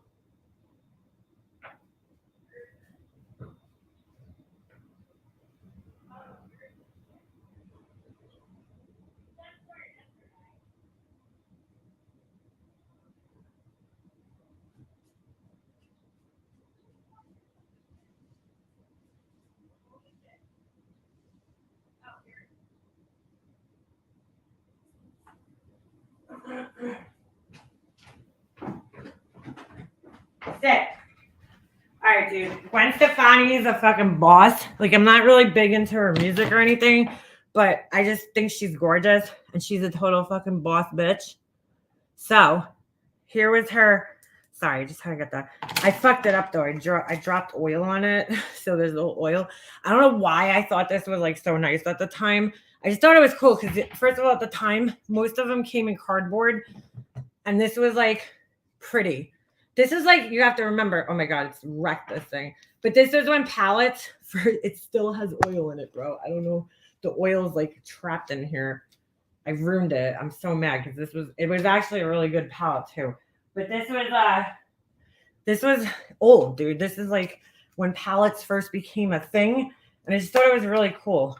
I don't know. I just thought the design was like super cool and unique. Like the whole 3D of it. You know what I'm saying? Like, I don't know. It was cool. At the time, I thought it was really cool. And I still think it's cool, but I ruined it. But I can't get rid of it. But anyway, so yeah. I bought this for the packaging mostly at the time. But I used it. I started using it. And I was like, what the fuck, bro? Like, this shit's so good. It really is. I was like, I was not expecting this. And I kept using it because sometimes you got to let your mascaras age out. You know what I'm saying? You got to let them get a little air in there because sometimes the formula could be a little too wet and it needs to dry up and then it becomes good. But this shit was pretty much good right out the gate. And it doesn't get, I don't know, dude. It's really fucking crazy. Like it does everything you want a mascara to do. It kind of separates and it also, I don't know if it's the brush, if it's the formula. And it's just a good mascara, dude. I like it. So I was surprised when I bought it because I really just bought it on an impulse. Well, you know, needless to say, a couple like I'd say like a year later, all the YouTubers started talking about it. They were like fucking raving about this shit. And I was like, that's so funny because I discovered it like a year ago and I didn't even really tell people about it. I just fucking liked it. And I was pleasantly surprised by it. It's not my everyday mascara, but it's definitely, you know, a good one in the clutch. Like, if you're in fucking trouble, it's a good one. Some people say it doesn't flake. I don't know if they're talking about the green one because it does. It can. I've noticed at times it could be my bottom mascara though. So I don't know. It could flake sometimes. Dude, there's like a legit fucking piece of hair caught now at the end of my fucking eyelashes that I need to get out. Here's that thing. This thing's like one of the other things that I bought that was like one of the best things I ever bought. And I don't even know where the fuck I got it. I can't tell you where to get it. I'm sure they can find it on Amazon, but it's an eyelash separator. And it looks really scary because like those are all little metal needle things, but you know, just be careful with it. And it literally is like a fucking eyelash comb and it's really good. It's fucking awesome. So that's another little device that I found and I fucking love. I just got mascara all over myself. I'm a sucker for packaging too. I know, dude. I've been trying to be better with that because like, you know, sometimes you buy shit for the packaging and the product like blows donkey dicks, but this one happened to be one that I bought for the packaging and actually fucking ended up really liking the product. So like Benefit, they always got me with their damn packaging. They used to. I gotta be honest with you. I'm not a big fan of Benefit, like the brand. I don't know. I've tried so many of their products and been so fucking heavily disappointed. I do like some of their mascaras. That fucking eyelash is still there. I do like some of their mascara, like their what's the one that comes in this? They're Real, It's Real, something like that. They have good mascaras. I've never liked any of their face products. I'm lying. I've liked some of their bronzers and blushes and shit, but like I don't know. I just fucking their foundations. Every foundation I've ever fucking bought from Benefit, I've hated, and every concealer I've bought, I've been like, you know what I'm saying? I don't know. They're like, I don't know. It's just not one of my fucking go-to brands, I guess. But I love their packaging. They always have really cute packaging. So does Maybelline. I like Maybelline's packaging. I like Urban Decay's packaging. Urban Decay does make some really innovative packaging like this. Like for a foundation bottle. I don't know. I just like it. I think it's like creative.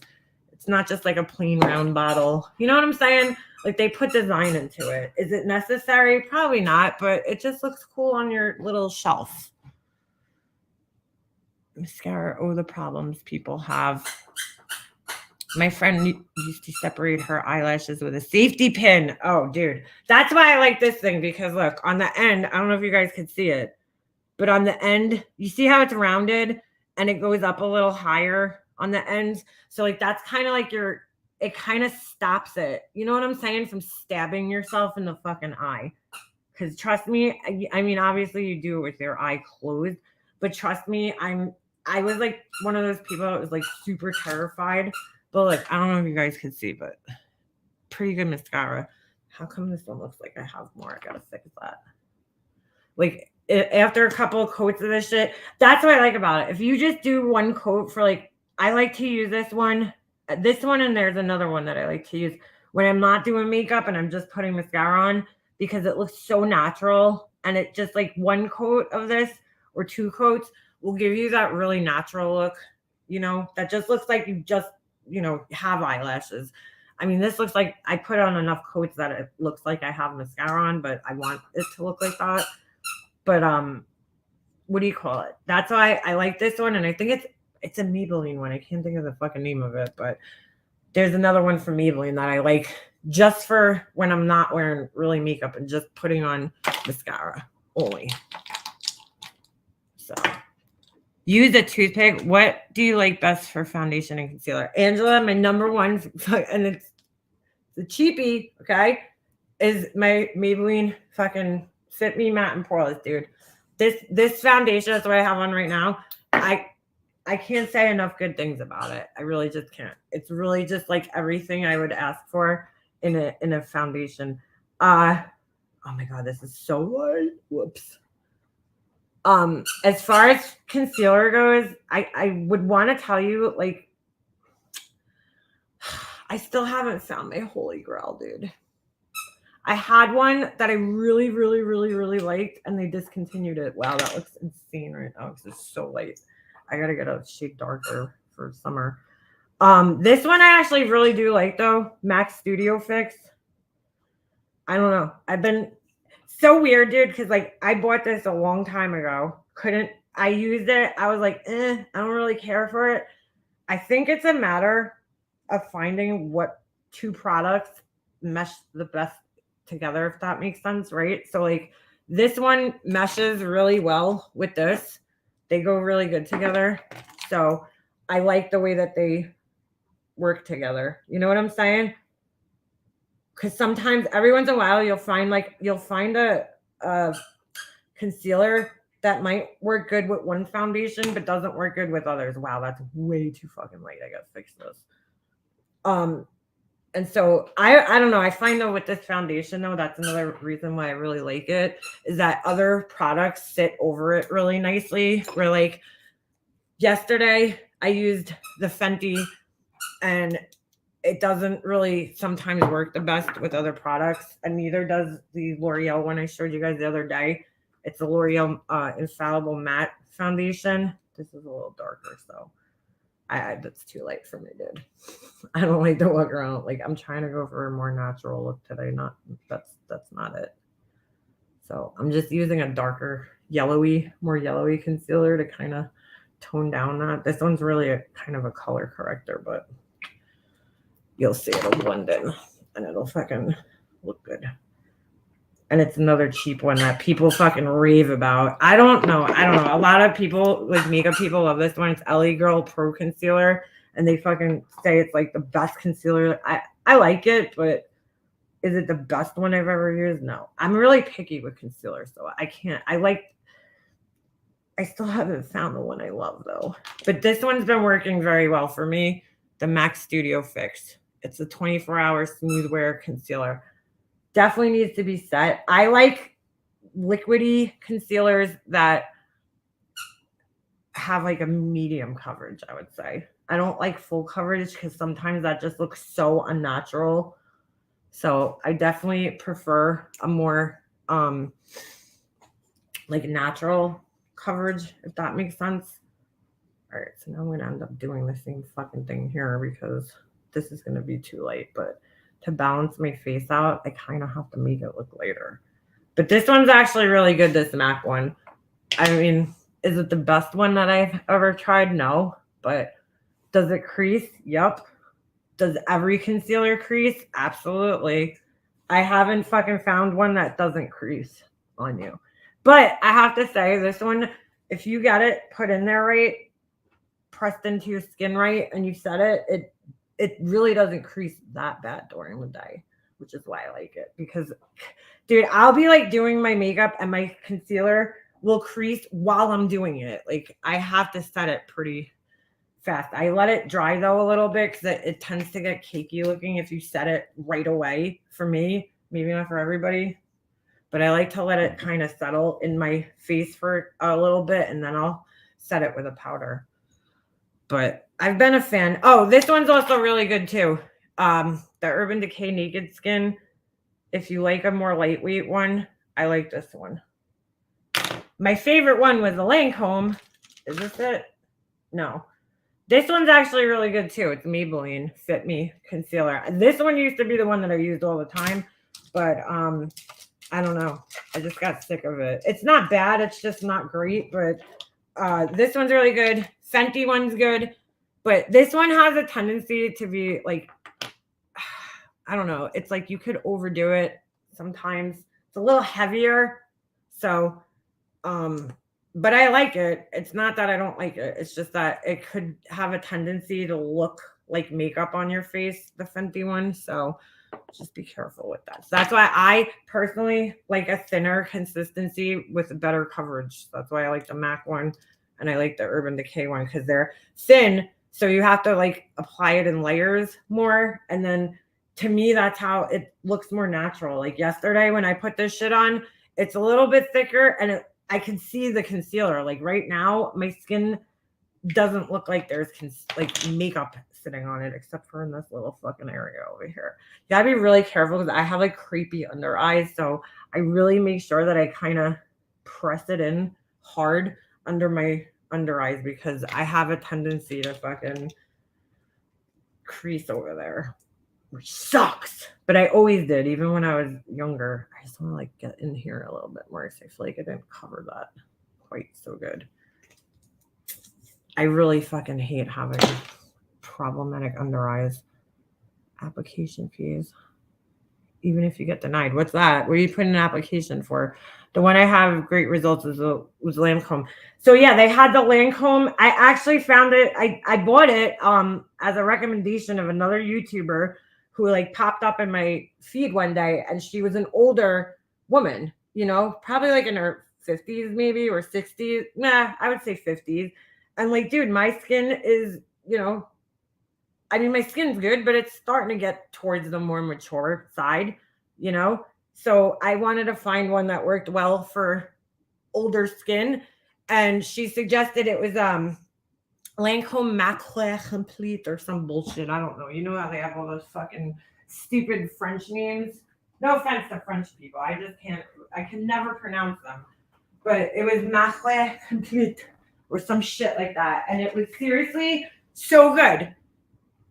It was very lightweight. It had good coverage. It didn't crease. She did all sorts of like fucking crazy testing, this woman, right? I bought it like 3 times. I go back the 4th time to the Lancome counter to get it. And they're like, oh yeah, we discontinued that one. And I was like, no, why? So anyway, I had to go back, but I do like these two for older. I'm telling you guys this for older, you know, I'd have a lot of texture under my eyes. But besides like just the fact that I always have fucking swollen bags under my eyes because of my allergies, I also have you know, like lines, fine lines. So for me, you know, that's why I like these few that I do use. I don't know. I don't use primers anymore because I feel like it's just a whole fucking extra step.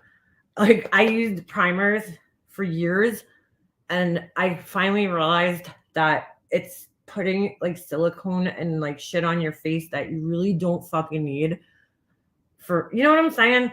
It's like an unnecessary product. I just don't fucking find it to do anything, that great. If I'm going on like somewhere where I really, really need my makeup to last, I will use like maybe a primer, but even like this one, I like the Milk Primer.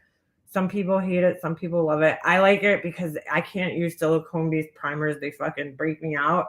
So I try to, that's another reason why I really don't use primers, because if you have silicone in your moisturizer, right, then you put more silicone breaks her out, dude. It has a tendency to break you out. Some people, not everybody, but it breaks me out. So I really try to limit the amount that I put on my face. And, it's in a lot of foundations too. But if you limit the amount, you won't break out as bad. So see, I just darkened my foundation up with some bronzer because it was a little light. I just make sure I get it all over the kind of outer edges of my face with a tapered brush. So you don't get a big, thick, solid line. And then I usually blend it in with this. Because there's always a little, this is like the beauty blender. That's why it's so good, is because there's always a little bit of foundation left over. Even if you use I wouldn't blend this in with a dry brush because it's just going to move everything around and sweep away all the work you did. So that's why I kind of just tap this into my face to kind of like blur it out. And it also has a little bit of your foundation left over. So that helps blending it in a little bit. So it doesn't look like a line, because that's not a good look. Not a good look. I can't believe I did this to myself yesterday. I'm so pissed. Oh, naked dating sites back again. Dude, like, what is this? Like, dude, do you not have something better to do today than go in like random chats and do that? Like, kind of fucking stupid. Like, what is the purpose of that? I just want to know what the purpose of that is. Are you trying to like, I don't know. I can't figure it out. What the fuck are you trying to do? Are you trying to like take up space in the chat? Like, okay, end. Naked sex XYZ. How else would you have sex? So yeah, I always go back and like blend out my eyeshadow a little bit more. I kind of kept it simple today because it's just one of those days. It's just one of those days. I don't know. I just really like the fucking finish of this foundation. It's so crazy. I still can't accept it that it's only fucking $6 and change at Walmart. It's probably more expensive if you go to like CVS, because like I do not shop. I like fucking rebuke fucking CVS. Is that the word? I don't even know. I just made that up, but I fucking hate CVS, dude. Like, if I could avoid going to CVS, I do, because number one, they're so overpriced. Why would I pay $9 and change for this when I could go to Walmart and get it for like $6 and change? Like, it just doesn't even, I can't make sense of it. They charge so much more for the same fucking thing. The only difference is CVS usually has shit in stock and Walmart usually doesn't. Like, I'll go to Walmart, they'll have every shade in stock except for the one that I need, But I just don't buy makeup at CVS unless it's a brand that I can't get somewhere else, because I just fucking think that they're such a fucking ripoff. And fuck their coupons too. Because, like, I don't know, dude. Their coupons never fucking seem to be for what I need them for. They're always for, like, Miralax or some shit that I don't need. You know what I'm saying? I just hate CVS. I hate all those fucking places. Like, the only reason I go to CVS is to pick prescriptions up. Like, I just, like, I'll go look at the makeup and see what's new and shit. And then I'll be like, all right, see you at Walmart, because that's where I'll be buying it. Or Target, Target's a little bit more expensive too. But I don't know. I have a thing against CVS. I just do. All right. What foundation am I wearing? It's the Maybelline Matte and Poreless Fit Me.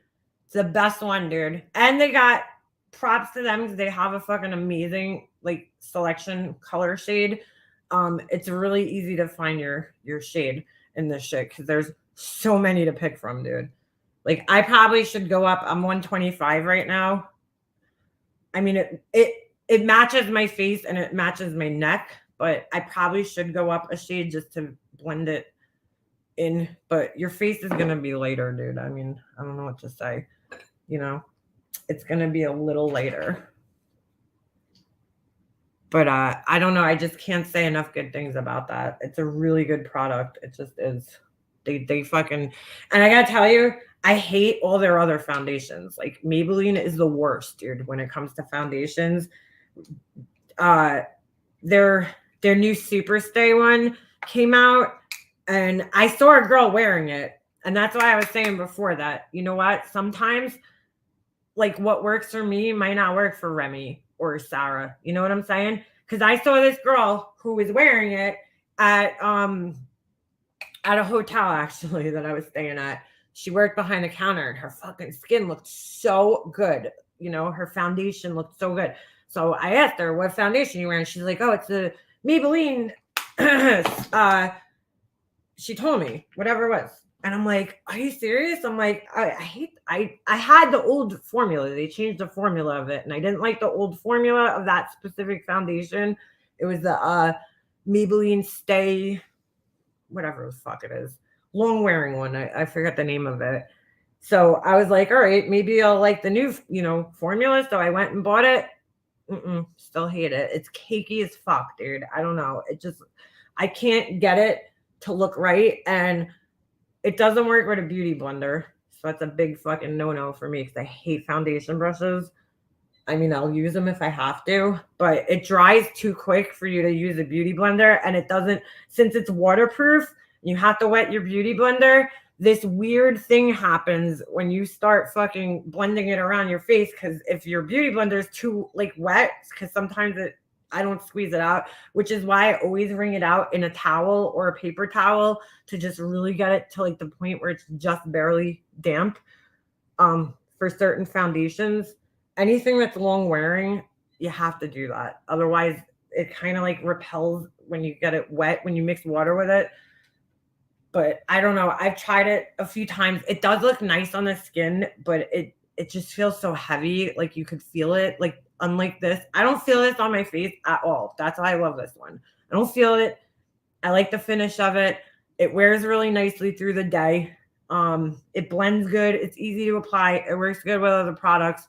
Like it's like pretty much everything I could ask for in a foundation. And the crazy shit is too, I usually use different ones in the summer and in the winter. Like this works great for me, both. It works great in the summer and in the winter, which is fucking crazy because that's not usually the case. Usually I have to switch it up because my skin in the winter is super dry and then in the summer it's super oily. So this one, I've never had like problems with it breaking down or looking funky. You know what I'm saying? Sometimes, but like for the most part, if you set it right and you put it on, apply it good, you shouldn't have any problems with it breathing out. I just feel like it has a very natural look. It doesn't look like I have a shit ton of makeup on my face because I fucking hate the way that looks.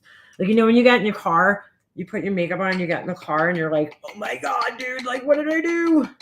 There was like one time I was going to one of Jesse's hockey games and I literally fucking got in the car and my makeup just totally broke down over here and it looked like I had a fucking disease and I had to stop on the way there, get concealer and wipes and a sponge and like take my makeup off and basically put it back on. And this is why I love the beauty blender, because look at this. It's like, it's just good for everything. It's just such a fucking good tool. But I'm talking like the real beauty blender, not the fucking Real Technique sponge, or I'm sure you could do the same thing, but I've tried so many other brands of sponges and I always come back to the fucking $20 beauty blender, dude. I know it seems crazy, the price, but for the amount of use I get out of it, I feel like it's worth it. The $20 is definitely worth it. Plus, a lot of the times, if you go into Sephora or Ulta or Macy's or wherever they sell them, because they do sell these in Ulta now. They used to not, but they recently started selling them. You could always get a combination box, so there'll be like two, which makes it a better value. Or it'll come with the soap or like a case or something. So then you feel like, all right, I'm getting my money's worth. Like for $20, I'm getting like a little extra. Like the last one I bought, it came with a little travel case, which is great for me. It's like a zipper travel case and it has holes in it. It's ventilated so that if anybody ever traveled with one of these things and you put it away wet, you'll understand why I'm saying it's good, because it can smell the next day. I'm sure this thing holds a shit ton of bacteria in it, which is probably not the best, but what are you going to do? You know? But anyway, yeah, it smells so good. And I mean, it smells so good. It smells bad. So if you put it back in a plastic case while it's wet, it stinks, dude. I've had that happen to me. So the one I had, it's like zipper and it has like holes in it so that it can dry, because you don't want to leave it wet somewhere. That's not good. That's how the bacteria will get even worse. So anyway, I got that, and then it came with like a cleaner, like bottle cleaner for like $28. So I felt like that's a good deal. You know, I got a little extra. I think it actually came with 2 cleaners, a liquid one and then a solid one. I saw some video the other day on TikTok and the girl's like, am I the only person that does this? And I'm like, no, you're not. She curls her lashes after you put mascara on. They say you really shouldn't do that, but listen, it works for me. I don't clamp down all the way. That's first. There's 2 things that you need to do to make this work and not rip your eyelashes out. Number 1 is you clean it. I usually clean it. I didn't this time because it really didn't have that much on it, but I always clean this thing with a wipe before I use it, even if I use it on my bare lashes, because you don't want to get yesterday's mascara on your fucking eyes. But I will clamp it down lightly after, and I just kind of lift it up a little bit, and it just lifts your eyelashes up. It just gives them that curled look. So I might do it twice sometimes because I don't know. I have to see, but this mascara, I could clamp it down because this one's really not sticky. But like the mascara I use normally, the Lash Paradise, this one's sticky and it will fucking rip your eyelashes out. So you have to be careful when you do that. But it does work, and it's a good trick. Oh my God, I dropped my powder all over my fucking lap. Great. Sorry, I'm like not paying attention, you guys. I use my blender thing for light coverage, but an e.l.f. buff brush for full coverage. Yeah, you're definitely going to get more coverage out of a brush. But I get full cover with my beauty blender because I don't know, I go in layers, I'll put the first layer on because obviously this soaks up the product, but that's actually what I like about it, is that it soaks up the product. So you get a more natural look on your skin.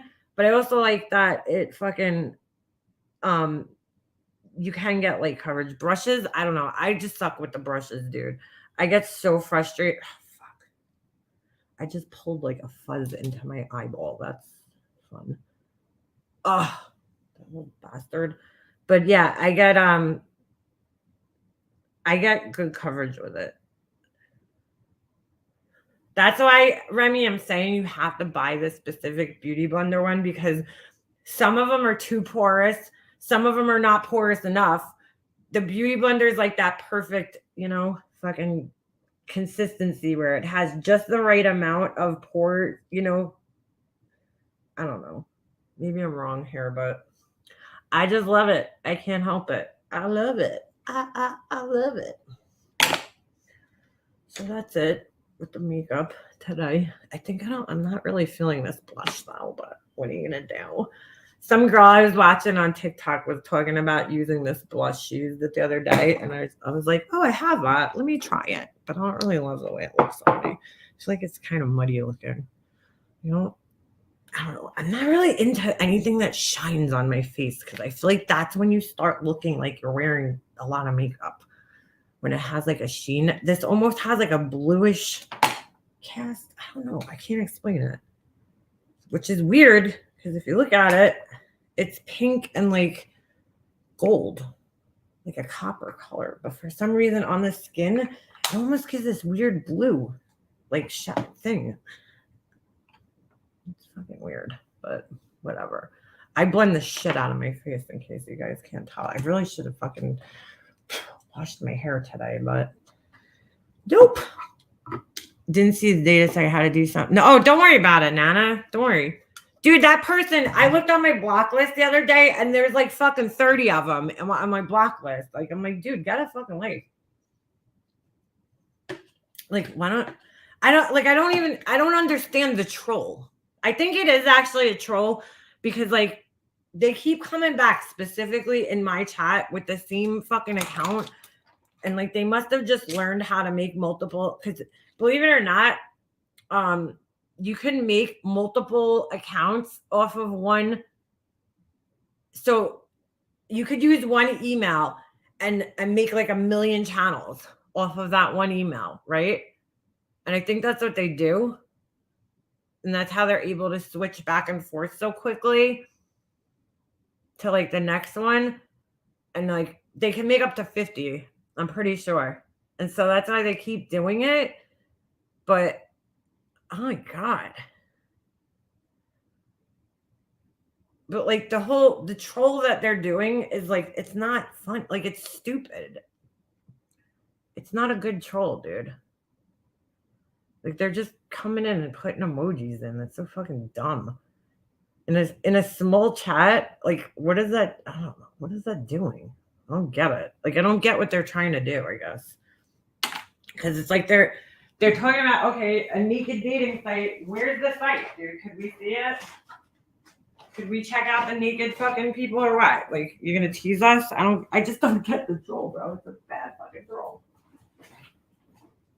It's just a nuisance more than anything, I guess. It's like, you're doing great there, naked troll guy. You're doing great. Like, those kind of trolls, I'm just like, go away. I left my lipstick in the car, so this looks weird. This looks weird. I'm not doing any eyeliner today on my bottom lashes because I just don't feel like it. I'm so not into the fucking, you know how people do like the nude liner? I feel like that they should call that the crazy fucking eye look because that's what ends up happening. It ends up making your eyes look like kind of crazy. I don't know. Like if your eyes are uneven, I feel like it enhances that. And it's just not a good look. That is fucking dried up as fuck. Where is the Decay liner? It's dried up as fuck. Would Nana say? It's someone we know. I have a feeling. Yeah, I do too, Lacey. But like all they're doing is just taking space up in the chat. So it's like stupid. It's not even like, okay. I don't know. I don't get the whole premise behind it. Like, what are they trying to do? So you took up a couple of like spaces in the chat. Am I supposed to like give a fuck? I don't know. Just don't get it. I want to get it, but I don't. I feel like my nose looks weird. I don't know how some of these people fucking contour their noses to look like so fucking perfect looking because I can't do that. My nose always ends up looking fucking weird. I don't know how much more I want to fix my nose because like, hello, I already had plastic surgery on it. Chick, it is all over YouTube, but here's the thing. I feel like this one is like somebody that's in our community because they keep coming back under the same exact name. And if you look on YouTube, there's different names. So I feel like whoever it is, they're like, they're trying to make it look like they're one of those trolls, but I don't think they are. I think it's actually a person. And I just don't get the fucking point of it because it really serves no fucking purpose. I just don't get it. I don't understand it. Even elsewhere on YouTube, I just don't like, what are you doing? I'm trying to figure it out. Like, do you make money somehow by doing that? Like, is there something that happens? Like, what is the point of that shit? Even if you go in people's comment sections, I was on some random video and I see these people in my videos all the time. And it's like naked, blah, blah, blah, you know? And I'm like, what is the fucking point of this? Because it never has a link or anything. So I'm like, hold on, I'm just running to get a cigarette. I don't understand the purpose of it. It doesn't have a fucking they don't share a link. So it like, I don't know. I just don't get it. I don't get it. Like they leave these weird comments. I delete them all the time because they're just so stupid. Sometimes they're not even in English. It will be like, oh, something monster. At first, I thought it was somebody targeting me, but then I saw it under other people's videos because it said monster dot something, and it's not even a website. I don't know. It makes no fucking sense. I just don't understand the purpose of it. I'm like, why do people do this? Like, because it's not funny. It's not sharing anything. It's not even like, it's spammy, but it's not like that kind of spam that has a purpose. You know what I'm saying? Like, some spam has a purpose. This is like literally spam just to spam. I cannot fucking make sense of it. Maybe it's a boy child. Yeah, it could be. It probably is, to be, quite honest. Chick, you watch Trisha Paytas? I don't watch her. I've watched her videos before, but I don't like regularly keep up with her. Didn't she get married or something? I heard. Isn't she like big on like fans only now? Somebody was telling me the other day about this woman that they know that they found out had a fans only page. And this girl's raking in, her and her husband, okay? They have sex on camera, which is fucking, I would never fucking be able to do. I told my husband, I'm like, damn, we're in the wrong fucking business, huh? Too bad we have shame. But she's raking in like 25 to 30 fucking $1,000 a month on OnlyFans. $25,000 a month on OnlyFans, fucking having sex with her husband for money on, like, so basically doing something that you would probably do anyway, but just having, people watch and pay for the subscription. I'm like, what in the like, dude, I could never do that, but like, wow. Wow. I could never do that. I don't know how people do that shit, but more power to you if you can, and you can make money off of it. And it's like, imagine like that much money. God, that is ridiculous. She did get married. I don't know. I mean, never fucking actually been on OnlyFans. I have no idea what goes on there, but I guess that's part of it, is people having sex on there. Like, okay. But like $25,000 a fucking month.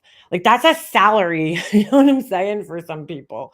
I don't know who, but that's a horrible salary. But like for a year, like a yearly salary for like a part-time worker, like a teenager, on minimum wage in some states, not here, but oh, she's pregnant. Oh boy.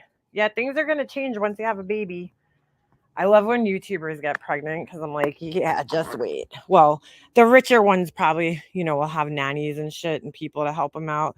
Like Carly Bible, she had a baby, and I was like, oh yeah, it's gonna get rough, but she has her mom there helping her all the time with the baby.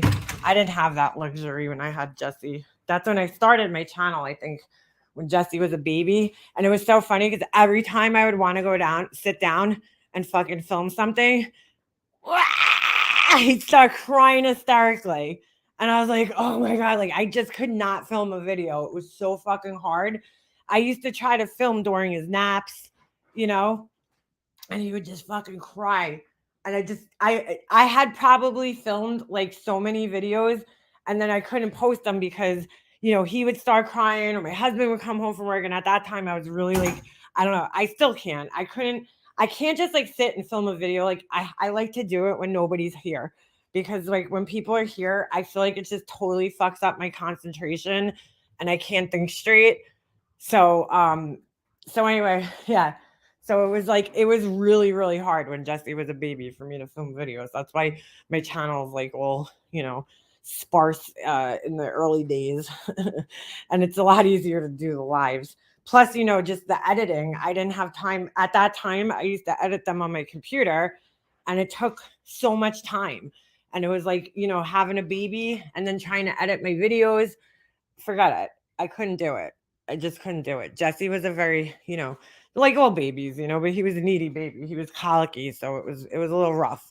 But like I see all these YouTubers like having babies, and I'm just like, wow, lucky them, they have like nannies or, people like Carly Bible. Her mom takes care of her baby while she films her videos, but she's making millions of dollars. I was just trying to get started. I probably should have started before I had him. You know what I'm saying? So yeah, it was a little rough when he was a baby. Definitely was a rough time to be trying to fucking, film videos. I just like I couldn't stand being home and my whole entire life, just revolving around taking care of a baby. Like I felt like I needed to have some other type of outlet, that was me doing something creative. I came from working every day and using my creativity every day to like just being home and being like, you know what I'm saying? Like you almost feel like you start to feel like a robot after a while when you're home, and you're like just going through the motions of life. Like, I'm enjoying it, obviously, taking care of a baby, but like I felt like I wasn't doing anything to like just be creative. So I was like, let me start a YouTube channel. That'll be easy. Yeah, no, it wasn't. It's a lot more work than people think it is. And it's very hard to do when you have a fucking infant. Like, once he started going to school and shit, obviously I had time. But when he was home and he was a baby, it was just so hard to film videos. It was like impossible almost. So there went my YouTube dreams and then my mom got sick. So that made it even harder to film videos. I had at that time too, I had so many good ideas for videos. I had like a whole list in my phone of all videos that I was gonna do, and then I just couldn't find the time for it. It was hard. And now I just lost the drive. Like I don't have the drive to sit there filming videos. I still think about sometimes like I'd like to do more helpful videos. I don't know, like fashion related stuff. I definitely still think about doing that. I filmed a couple of like try on haul type videos. I was just like, nope, nope. But I would like to do those types of videos, just like different, because I feel like a lot of the haul videos you watch, like I was watching Laura Lee last night and she did like a makeup, testing viral makeup from TikTok, right? But the first product she uses is this product called She Glam that's made by Sheen. And then she's like, this video is sponsored by She Glam. And I'm like, well, okay, now how do we know you're giving us an honest opinion on this product? You know what I'm saying?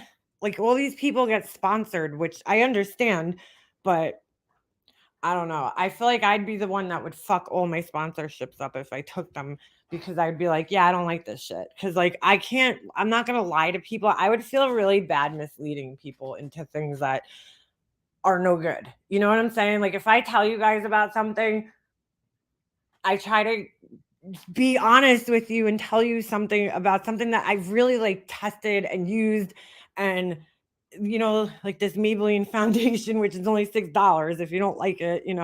But like to recommend other things, I don't know. I feel like it's like something that I have to have, experienced and used. I don't like to just like tell people, be dishonest. I don't like that. Who had a black wedding dress? Trisha Paytas. It's just it's too corporate. People still walk through it. What's that? No, nobody's honest on YouTube. I do feel like there are some people, that are honest, but it's a rarity these days. A lot of the beauty people, I feel like, they're just even okay. For instance, last night I watched the shorts, on here, which are basically like everybody's TikTok videos that they just, copy on here so they can make more money. And this girl's like, oh, the best skincare products that you see results from immediately, right? And so one of the skincare products was this Tatcha fucking moisturizer magic cream, I think it was. Tatcha, no, was it Tatcha? No, not Tatcha, sorry. Charlotte Tilbury Magic Hour cream or some shit like that, magic cream. And she's like, yeah, it has vitamin C in it and it has tons of silicone and, so it smooths your skin. And I'm like, whoa, whoa, whoa, whoa, whoa. So I go look up the cream. First of all, it's fucking $68, right? So there's my first problem because I'm like, there's no need to pay $68 for a fucking moisturizer. Like, there's just no need, you know? Like legit, there's nothing in those moisturizers that you can't find at the drugstore, for way cheaper. So I go look at it and I'm like, okay, let me look at the ingredients list, right? First of all, the vitamin C, I was like, it's total bullshit because this is before I even looked at the ingredients list. I was like, because number one, it's in a fucking clear container. So the vitamin C is just going to degrade. It's no good. Right. And then if it's for a daytime moisturizer, it's like totally pointless because vitamin C breaks down in the light. So as soon as you put it on and go outside, say goodbye to the effects of your vitamin C. It's just going to fucking disappear. So, but she's like advertising this as if it's like one of the good things about it. Then I go look at the ingredient list. There was tons of ingredients in this shit, and the vitamin C was the sixth to last ingredient. And I was like, yeah, that's like, there's probably not even enough in there for you to even see any type of fucking results, you know? So I was like, you're totally, and then silicone. Silicone doesn't do anything for your skin, dude. It does nothing good for your skin. It just sits on top of your skin. Does it do good as far as, maybe making your skin appear to look smooth? Yeah, but does it do anything good for fucking to benefit your skin? No. But this girl's like misinforming everybody like it's some great ingredient in this fucking, in this moisturizer. She's like, yeah, it's like so good and blah blah blah. So I was like, yeah, I'm like, you're totally misleading people. Like, this is not good information. Silicone's not really good for your skin. It could cause breakouts. Not the best ingredient. I try to buy moisturizers that don't have a ton of silicone because they might make your skin feel soft, but they're really not doing anything to actually moisturize your skin. Like, so anyway, so then after that, after I left the comment, I go look at Dr. Dre, Drey, not the fucking music producer. She's a dermatologist who has a channel here. And I'm like, let me see what she says about this Tatcha skincare. And of course, she slammed it. She's like, this shit's not, there's nothing magic about this stuff. I think people, now, if you go on the Sephora reviews, this same cream has like a 5-star rating. But I think people just convinced themselves that it was great because they spent $68 on it. But like, really, there's no need, not Tatcha, sorry, Charlotte Tilbury. But in reality, there's nothing magic in this cream. Like, there's nothing good about it. So why she named it magic cream, I don't know. There's actually, Dr. Dre was saying there was actually, first of all, fragrance, which could fucking fuck your skin up. But also these, I don't know, chemical sunblock properties that actually aren't even going to help your skin. It's like more to protect the ingredients, and like they're not really so good for your skin. I don't know. So it's like, I don't know. People just fucking lie, because they're like, oh, I love this shit. It has a good rating. So it's great. So I'm just going to tell everybody else about it. Make more people go out and spend 60 something dollars for this fucking shit that's really no better than something you could get at the drugstore. You know what I'm saying? So that's why you just can't trust these people. I have sensitive skin, so many products hate my skin. Orange butterfly, that's why, and the same with two doctors that I follow on here, who review skincare. They all, stand behind CeraVe as like the top fucking moisturizer, which is why I use it. I use the PM version. You might want to use if you need sunblock or whatever. They have a day version that has sunblock in it, but I stand behind that shit, and so do most dermatologists. Like, that's all. It has everything you need, and it's the most basic formula. It has ceramides, it has niacinamide, right, and a hyaluronic acid, and then there's other things in here, and it's not like it does have silicone in it, but it's not the first or second ingredient, which means that there's not a shit ton of it in there. So like, it has everything you need to fucking moisturize your skin, and it's lightweight, and it's just, I love it. I've been using it for years. Cetaphil's good too. Skincare makeup has more toxins than anything, and people use it daily. I mean, not all skincare, but you have to know your ingredients. You have to know what you're looking for. The Walmart Equate version of CeraVe has the same ingredients as the brand name. Yeah, it does, Remy. I've seen that one. I still stick with the CeraVe, but I've seen it there. You're 100% right.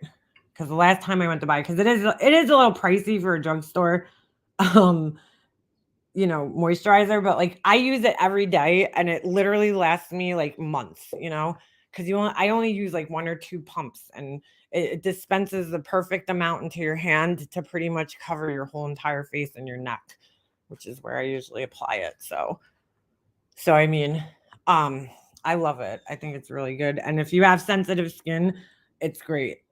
It's really good for your skin because it has no fragrance and no, alcohol, like drying, whatever the fuck irritates your skin, it's not in here. So it's the most simple, thing. I don't have sensitive skin, but I'm acne prone, and I try to avoid, a lot of products that could cause my acne to be worse. So I don't have I don't like to use anything that has oils in it because I already have oily enough skin, and then oils don't wear well under makeup, you know but chick, if you do your homework, there's a lot of like vegan makeup and meat, brands that don't use harsh chemicals. Sometimes insurance will pay for it. Really? Equate has a version of Neutrogena Hydro Boost gel as well. It's a little different. That one's I heard that one was really good too. I always want to try it, but then I get to the store and I'm like, why is this so much money? Why? And I don't like that it comes in a fucking tub that you have to scoop out of. I hate that. I fucking hate that more than anything. Like, I fucking hate when it doesn't have a pump on it or it's not in like a squeeze bottle. Like, if I have to dip my hands in it, I'm not buying it most of the time. It has to be like really good. Otherwise, I'm not buying it. Like, I have a body butter and I bought it and I was like so reluctant, but it was banana scented. And I was like, oh, I'll never find another banana scented product. I had this banana scented hand lotion years ago from Ulta. Oh, so good. It smelled so good. But they stopped making it. So I found another one from the Body Shop, and it's one of those body butters that comes in a tub. And I just fucking hate dipping my hands in the tub. I hate that. First of all, it's not sanitary, but second of all, like it gets caught under your nails, and oh, it's just so fucking annoying. Girl, me too. Orange butterfly. I didn't start getting acne until after I was in when I was in high school. I remember all my friends used to, be like dealing with acne, and I had fucking perfectly clear skin. I got the occasional pimple from time to time, like, during, the month hormonal outbreak, maybe like a pimple here and there. Like literally I would get one, where like my friends were dealing with legit fucking breakouts of pimples. Then I started taking birth control pills in my 20s.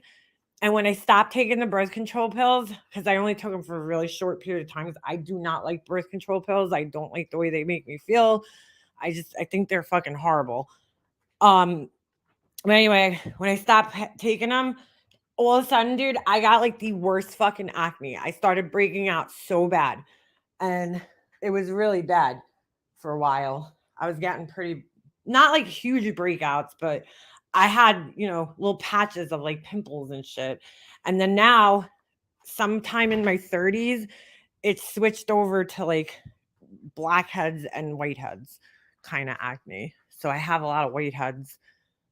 And I went to the dermatologist. I tried every fucking thing that they make for that type of acne, and just nothing fucking works, dude. I really think it's more diet related. Like, it has to be. You know what I'm saying? That's the only thing that I haven't tried is changing my diet, and maybe that would work, but I don't know. I mean, most acne is caused by hormones. Well, that's what they say. To be honest with you, that's usually like when I do get pimples, it's usually during, that time of the month. But it's gotten a little bit better. I mean, I have it somewhat under control. It's not bad. I don't have it like horrible, but I definitely have, my body definitely overproduces keratin, which is, all over my body. So I don't know. Some people say it's gluten too, but I'm not willing to give up bread and pasta, so I'll deal with the acne. It's not like horrible. I'm just not ready. Sayers witch hazel. I've never had luck with witch hazel. I don't know. It doesn't work for me. I've tried that before. I don't use toners. I really just try to keep my skin routine as simple as possible. I don't like overdo it. I don't put too much shit on my face. I try to use a really lightweight products, and that's been working for me. So I still get it, don't get me wrong, but not as bad as it was. So, it is what it is. My parents both had bad acne. Like my dad I think he had bad acne. My sister had it too, one of my sisters. My one sister, I don't even know if she's ever gotten a fucking pimple in her entire life. Like she really has beautiful skin. But my oldest sister, she has like those deep ice pick, marks on her face, pock marks from pimples. Thank God. My dad had them too. I just thank God I didn't get that type of acne. I'll take the fucking blackheads and the whiteheads, the little skin colored bumps any day of the week over that type of the fucking that acne that, you get red inflamed acne. Thank God I don't have that. Just thank God. With whiteheads, I don't even know the last time I got a fucking whitehead. I get them once in a blue moon, but they're always super tiny. I'm talking the white, the pimples that look like red and then they get the white dot in the center with the pus. Ugh.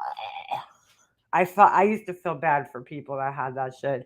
There was this girl that I was in school with, and in fifth grade, she had the fifth grade, dude, she had the worst fucking acne I think I've ever seen in my life. I mean, it was so bad. And I used to feel so bad for her because all the kids used to pick on her and shit, but she just had these huge fucking giant, boils, these red fucking, giant pussy looking, dry, disgusting looking fucking things all over her face.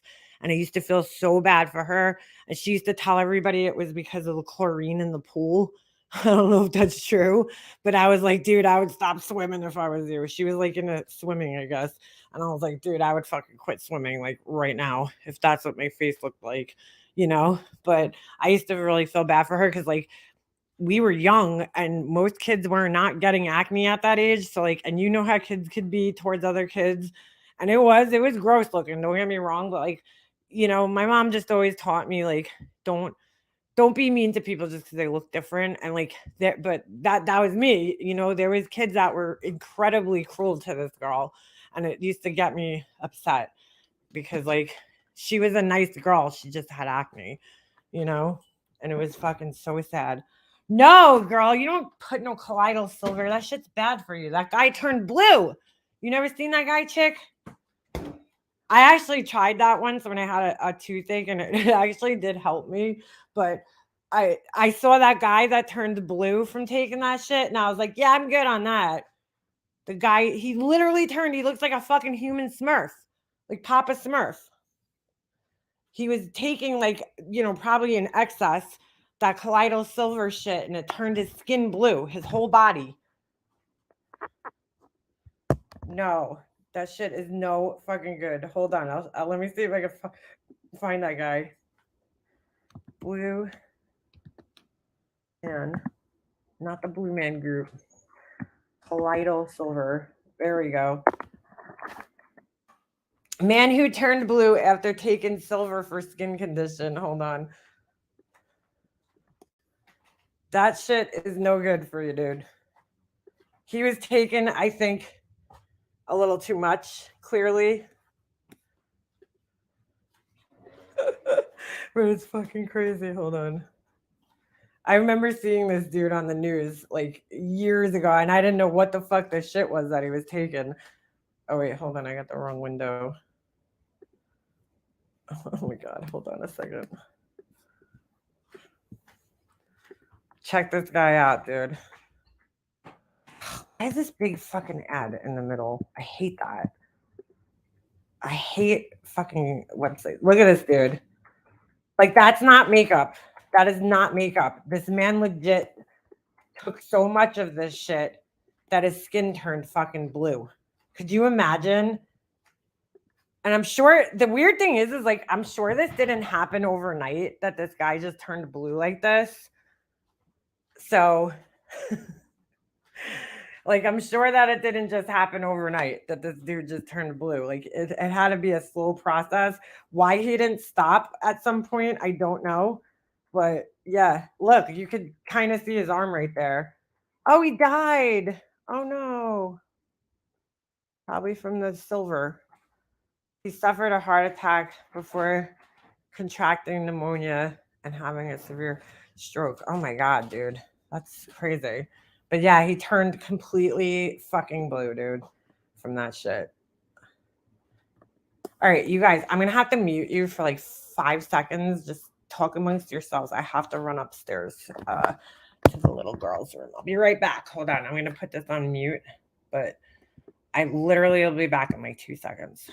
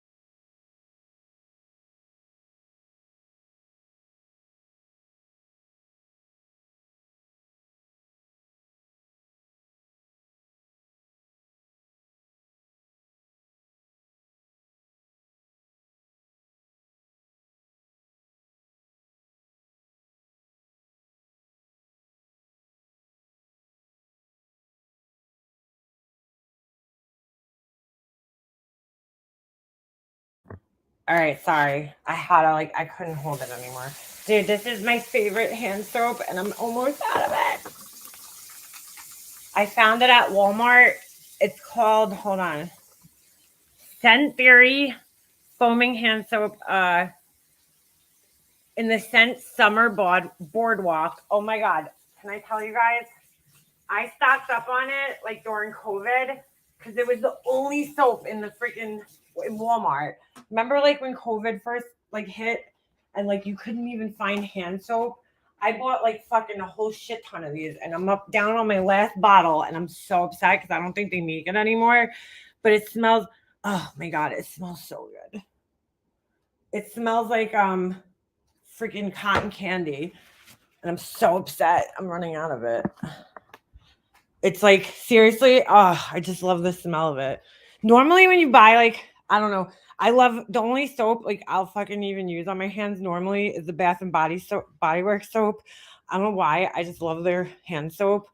And I couldn't, I don't even think Bath and Body Works was open at this time. So I went to Walmart and I don't mind the dial one. That one's not bad, but I'll only use the foaming ones. Like I don't like I don't know. I'm really picky about soap, but don't ask me why. It's a fucking texture, weird fucking thing that I have with washing my hands and shit. Like I have to put hand lotion on right now. But this soap actually doesn't dry my hands out too bad, which is why I like it. It was like the closest I could find to a Bath and Body Works soap, both scent wise. This is my favorite Bath and Body Works hand lotion, dude. I don't know if you've ever fucking tried this shit, but I'm telling you, like, if you see this at Bath and Body Works, stock up on this shit because it smells so fucking good. It's what's the scent? Let me see if it says. Fragrance notes. Okay, I don't know. I'm not very good with these things, but starflower, sandalwood, musk.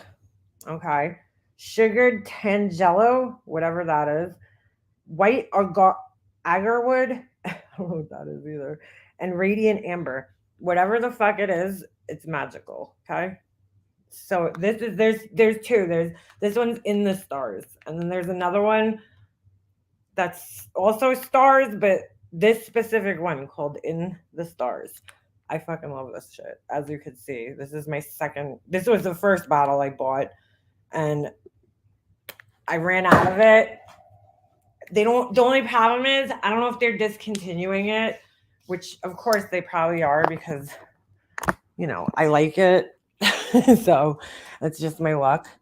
You think colloidal silver causes cancer? Who are you asking? I don't know. I don't know what causes cancer, dude. There's so many things that cause cancer.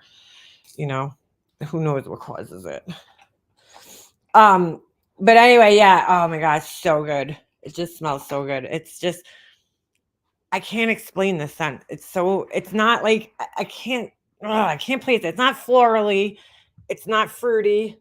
It's not musky like a lot of them are. It's kind of sweet. You know what I'm saying? But it's also like it's soft. It's not like a too strong of a smell because sometimes some of their hand lotions make me gag because they're so fucking strongly scented. Like this one's just perfect. I don't know. It just smells clean, I guess. Kind of clean and kind of sweet. That's usually what I go for is like clean, sweet scents. I don't really, I would say sweet. I don't really like musky scents or like anything that's like way too perfumey smelling. I use Dr. Bronner's soap, Castle soap. What the fuck is Castle soap? I see that shit in the store all the time and I don't even understand what it is. Like, what's the difference between that and regular soap? Chick, you're like my cousin. She's like uses all I don't know, different products. Like she doesn't like, normal things from the store, I guess. I made my own wash honey, rice water, and Dr. Bronner's for a scrub add sugar. So you're like more into like the natural kind of life. Not using chemicals.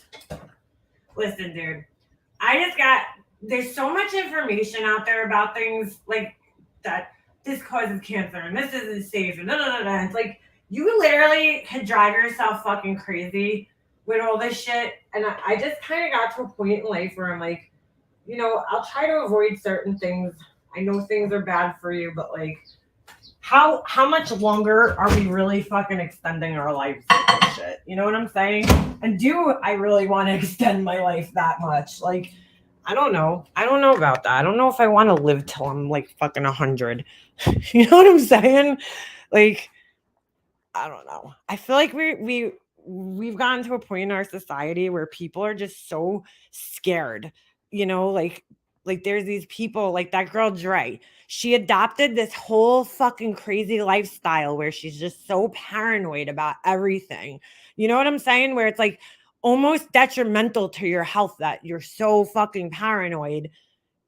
It's like those people with the meal prepping and the fucking crazy diets and like they're just getting, it's like some people are just so over the top with that shit. I'm not saying you, chick. I'm just saying like it's just making me think about how people like this girl, this Jerry McCrae girl, like that she got so over. I think she's so scared, right, of all these things that could cause harm to us that it drove her into this fucking crazy, ultra almost healthy, right, in her head, healthy, but not healthy diet because, a lot of people don't realize like when you stop eating meat, and shit like that, you need to supplement for the things that, you know, the proteins and all the shit that you would be getting out of meat. The Germany really didn't. Which you don't like perfume things, yeah. A lot of people don't. To be quite honest with you, Chick, I don't really either. I don't mind a light scent in products, which is why I like that hand lotion, because it's a lighter, you know, scent. I don't like when things are too perfumey. It just like makes me, the worst scent from the fucking Bath and Body Works. And my mom used to love this fucking shit. And sometimes at her house, that would be the only lotion she had. And I used to have to like I had no choice but to use it. And I used to like gag the whole time. It's the Japanese cherry blossom.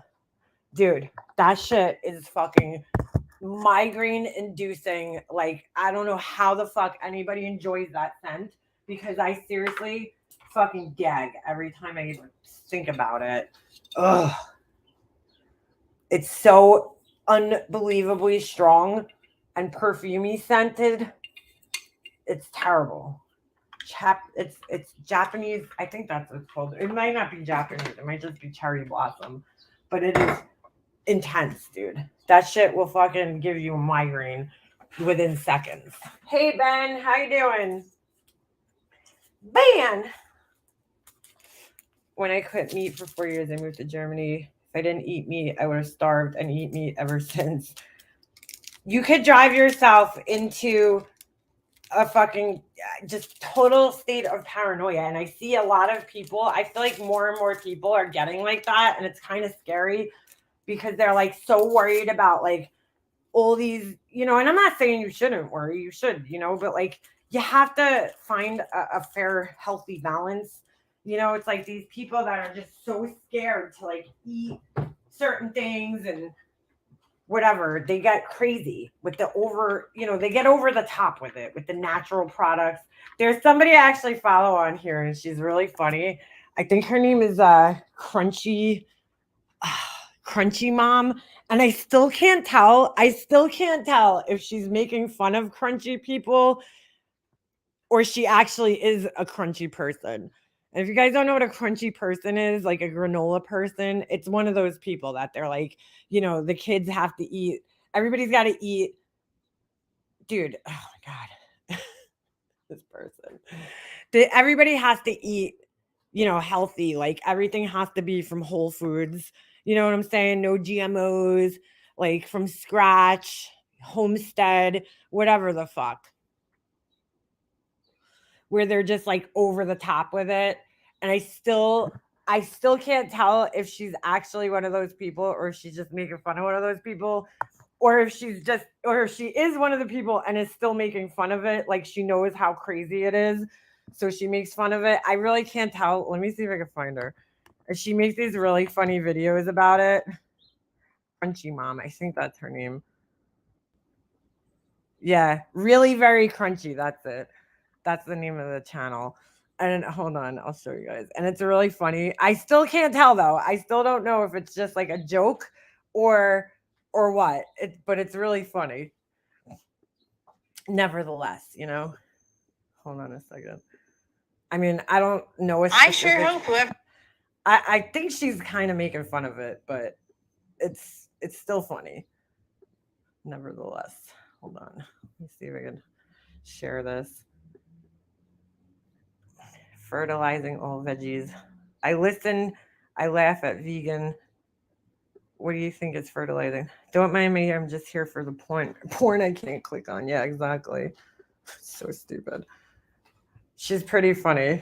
Whoever takes my seeds next knows what they're getting. They are an heirloom to be treasured and passed down. It's possible these are just regular old seeds I got at the store. I walked in on Oaks, dumping all my seeds in his sensory bin. Either way, the quality is impeccable, and I stand by them. Oh, so many to choose from.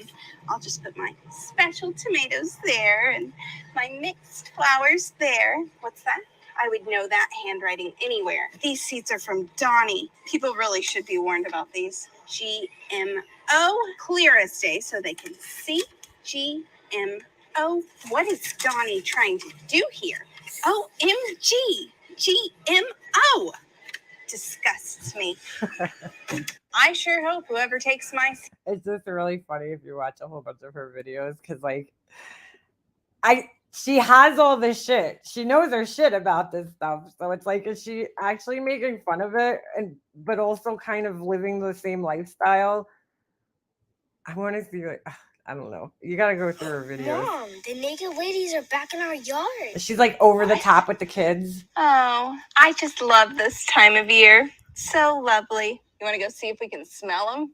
Oh, to be a naked lady. Just show up overnight. Bam, in all your glory. Such a lovely sight. The way nature intended. Mom, the naked ladies are back in our yard. Oh, wait. Some of them are... Hold on a second. Oh, I just love... Some of them are just like so over the fucking top. Let's see this one. There's a new group of moms here. Act normal. This is your chance to make friends. Just do a little bit of dry brushing, brighten your face up. A little bit of lime juice fixes that problem right away. You've got this. Hi! I've never seen you guys at this park before. Would you all like a carrot? I'll take that one. Did you know eating raw carrots helps detox the body of excess estrogen and prevents the reabsorption of the estrogen in the intestine, therefore allowing your liver to regulate your metabolism more effectively? I mean, hi, I'm Emily. Hydrangeas are so beautiful. I just love curly dock. There is a pandemic of poor foot health in our country. I think that was one of my children. Goodbye.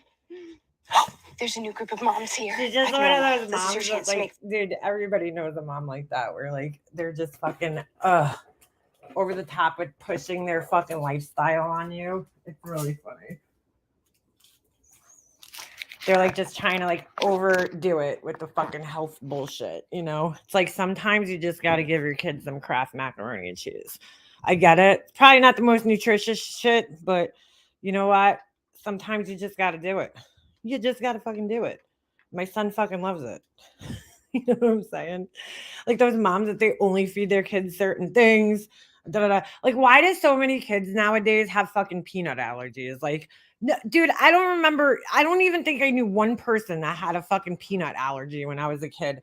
And now it seems like there's like every kid has a fucking peanut allergy all of a sudden. So fucking weird. Half a lime or lemon a day. I cannot eat a fucking lime, dude. That,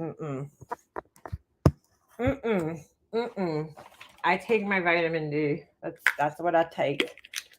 I have to. I'm actually running out on it. I've been really good about taking it lately. So I also take B12 sometimes. This isn't the one that I take though. I have to. I'm always low on vitamin D, even though I get plenty of fucking sun. I don't know. But I got tested. Anyway, all right. I have to actually go because I have to be somewhere. And I still haven't even gotten dressed. I did my makeup, but I gotta change my clothes here. But anyway, it was nice talking to you guys as per usual. And where did I just put the coffee I made so I could swallow my vitamins? Thanks for reminding me, chick. But I will see you guys around, I'm sure. Okay. My kids are bummed when they can no longer take. I know, Beefergs. That's like one of the easiest things for moms to send their kids to school with. And it's fucking no good. Ugh. Anyway, all right. I got to get out of here because I got things to do, places to go, people to see. But it was very nice talking to you guys. I hope you guys have a great weekend this weekend and enjoy your families, some time with your families. And I will see you guys sometime soon. All right. Stay crunchy. See you guys later. I'll try out some Bronner soap. All right. All right. Have a good one, guys.